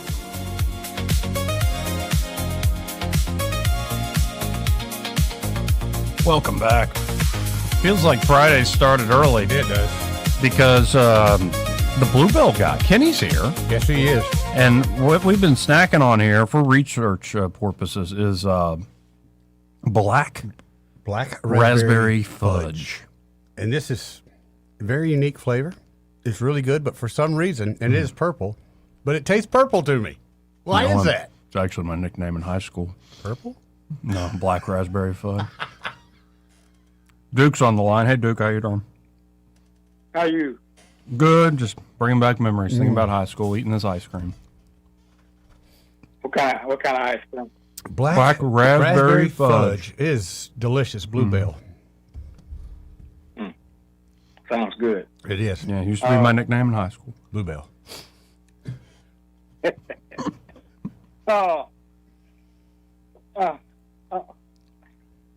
Ted Cruz. Ted Cruz is on my mind for a minute. Okay. I don't know why. Yeah, okay. Cruz, because now, Papa B, I know you mean well. But it's not all right for another grown man to knee drop down for another man. Ooh. I mean, he's making it sound like it's all right for Ted Cruz to bow down to a man who dogged him out and his family out and everything, you know. And I thought we were in a country where, you know, you got independent thinking, independent thoughts. You know, when it comes to your government or a government or official. I mean, you're going to do a job. People seeing you there do a job, and you up there taking orders. Like, I'm a do boy now. Right. Move your damn feet. I'm a do boy now. I do whatever you want me to do, boss man. Well, we got a lot of folks like that. And if you in that administration, if you don't want to be his do boy, unfortunately, you ain't gonna be in that administration. That's what I'm talking ain't about. gonna do anything. But you got people like Teddy Boy Cruz, and you got Marco Rubio, you know, and all these guys that you know had their own mind at one time and made their opinion about certain individuals or certain situations. But now they just all about money. It's all about keeping your job and your profession. You want to, can't do it. I can't do that, Eddie. I can't. Damn that money. I agree. Okay? But not everybody. I got to be a man. Not everybody's first. got the same price tag, man. Some people bow down and kiss the ring of the man. That's just the way it goes. You know, and there's a lot of stress on you every day, having to bow down like that right there. Yeah. See, I can't do it. See. That's why we don't work for nobody, Duke. That's why we're independent. I'd have some bossy-ass bosses in the past that want you to bow down to them. Yep. You know, me and him go behind closed doors. I said, look at here. You know, tell them how I feel about that right now. You've been helping me like that right there. See? But, but for people to come on here and Papa B, I love you to death, Bub, but you know, you got to be a man sometimes. Sometimes you got to fight when you're a man. I think that was Kenny Rogers who said that. They picking on Massa now. Massa was a damn devoted man to Trump, but time he said no a couple of times, no hell no a couple of times here and there, you know. Oh, do you agree with everything your wife do, or your wife agree with everything you do and say, Eddie? I agree with everything my wife does 100%. She is always the rightest one. I'm always the one in the That's wrong. what I'm saying. Mine too, but what I'm saying, I'm talking every little bit of thing, though.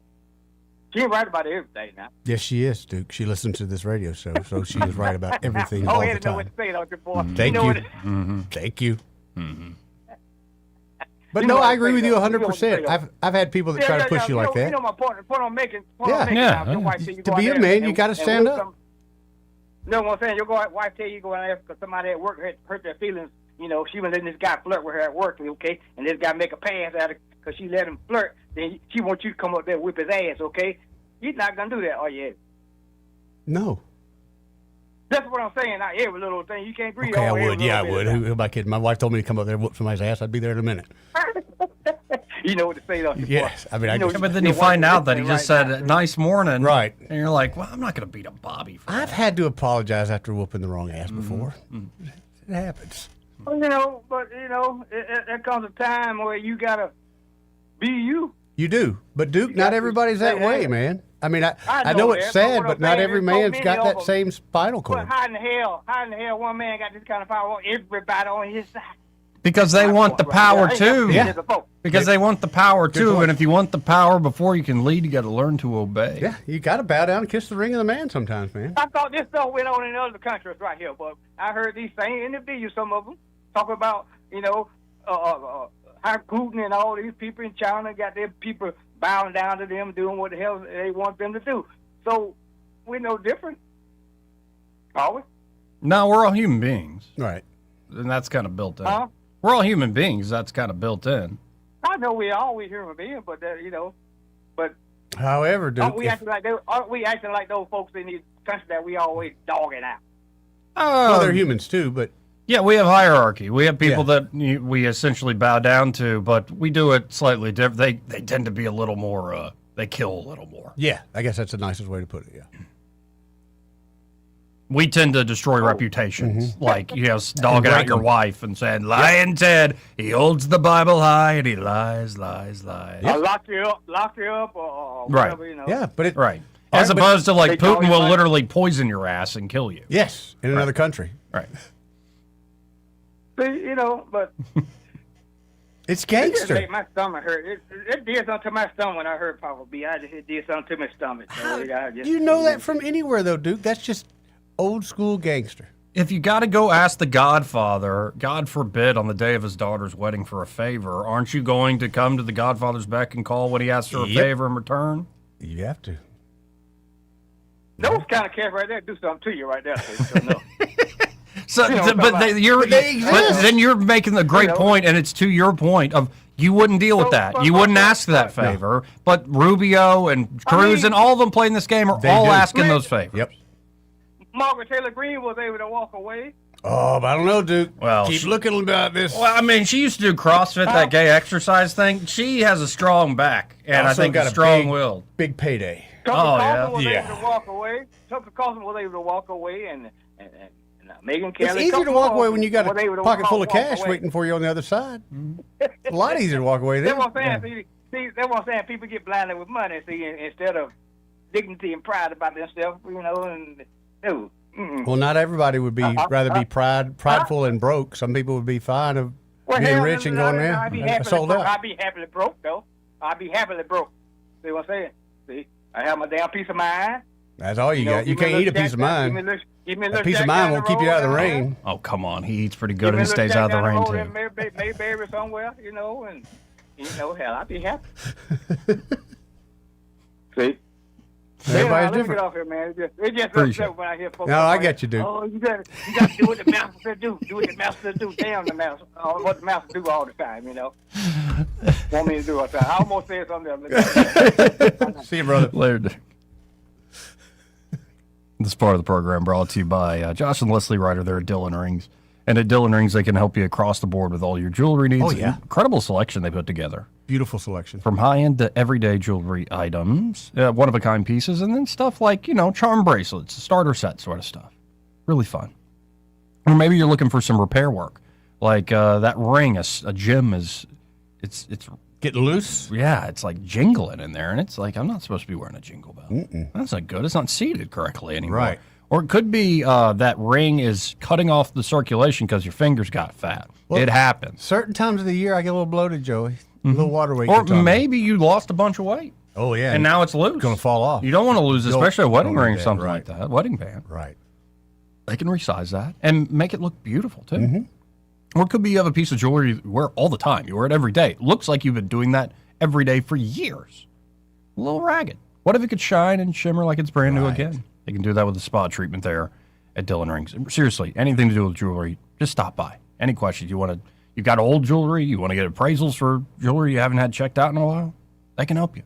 So stop by today, 119 Brown Springs Road here in Montgomery, just off Atlanta Highway. And they also do amazing custom design. Yes, they do. And be sure to tell them, Josh and Leslie, that Joey and Eddie, those fellas on the radio, sent you. We'll be right back after this. He may not know whether he's coming or going, but whether you're going to work or coming home, Greg Budell is there. Mornings, 6 till 9, and afternoons, 3 till 6. Only on News Talk 93.1 FM, WACV. For too long, Alabama's statewide news companies have shamed us for our conservative Christian values. Alabama deserves a news company that cherishes our culture, a company that isn't bought and paid for by the powers that be.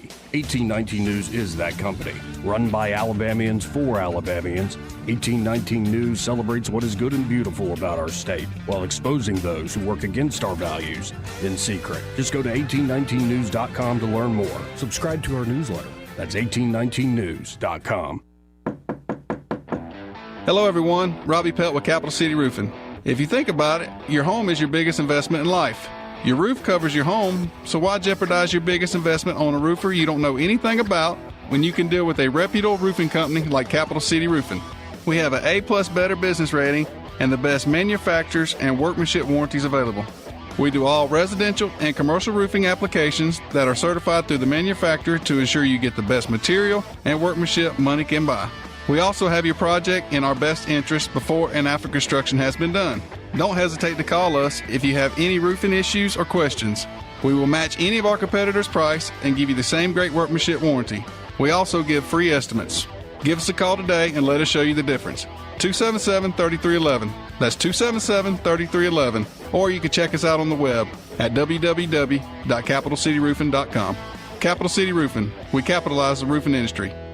A new year brings new opportunities, and right now the market is starting to shift. Interest rates are beginning to come down, which means more buying power and more options for buyers who've been waiting. If you're thinking about buying a home, this could be the moment to take that next step. And whether you're buying, selling, or investing, having experience on your side matters more than ever. At Hannah and Eddie Realty Group, we're also growing our team. If you're an experienced agent ready to make a difference in this market and want to be part of a team that values knowledge, support, and results, call Hannah and Eddie Realty Group, where opportunity meets experience. This hour of News and Views is brought to you by our good friends at Cole Plumbing, 279-8919. Cole Plumbing is number one in the number two business. You don't have to dig a hole. They have proprietary pipelining technology. Ask them about their tankless water heaters. Remember, when you have trouble with your bowl, call on Cole. News and talk without the static. The River Region's most trusted voice. News Talk 93.1 FM WACV.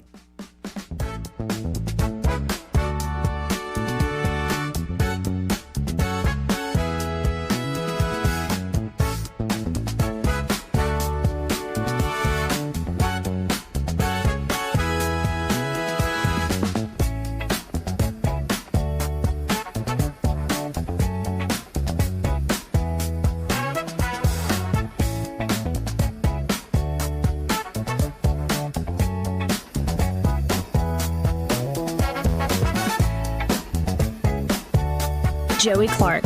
Welcome back. 272-9228. If you want to get in on the conversation, that's 334-272-9228. I think we're trying to get Ray Bowles on the phone here.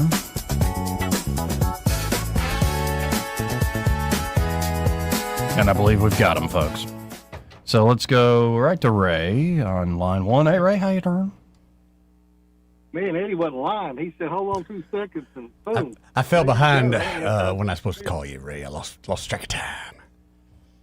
Well, I just went down. I thought, it's 2:54. I wonder if they forgot about me. And I said, oh, my radio's off. I don't even know. I'm not even listening. What? Yeah, my bad. I've been at the dentist. Oh, Clark, dude. I went to see Dr. Walker.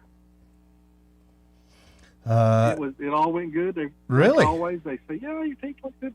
Yeah. No cavities? One of her daughters are fixing. No cavities. I'm surprised I didn't need a crown because she mentioned that one of her girls would get married. I thought, uh-oh.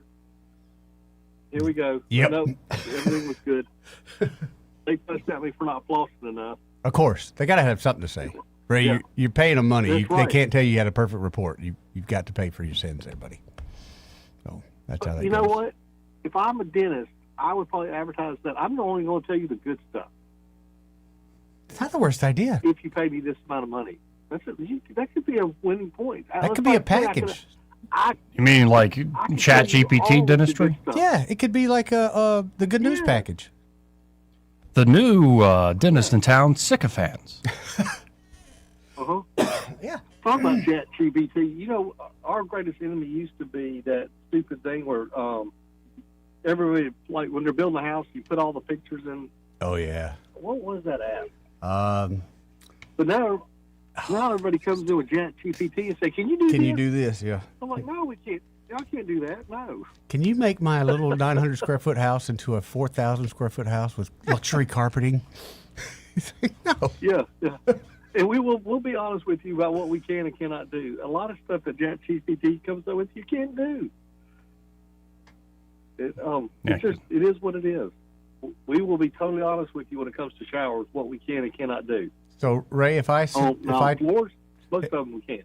If I want my yard to be artificial grass, would you be honest with me, or would you sell me the artificial grass? I will sell it to you all day long.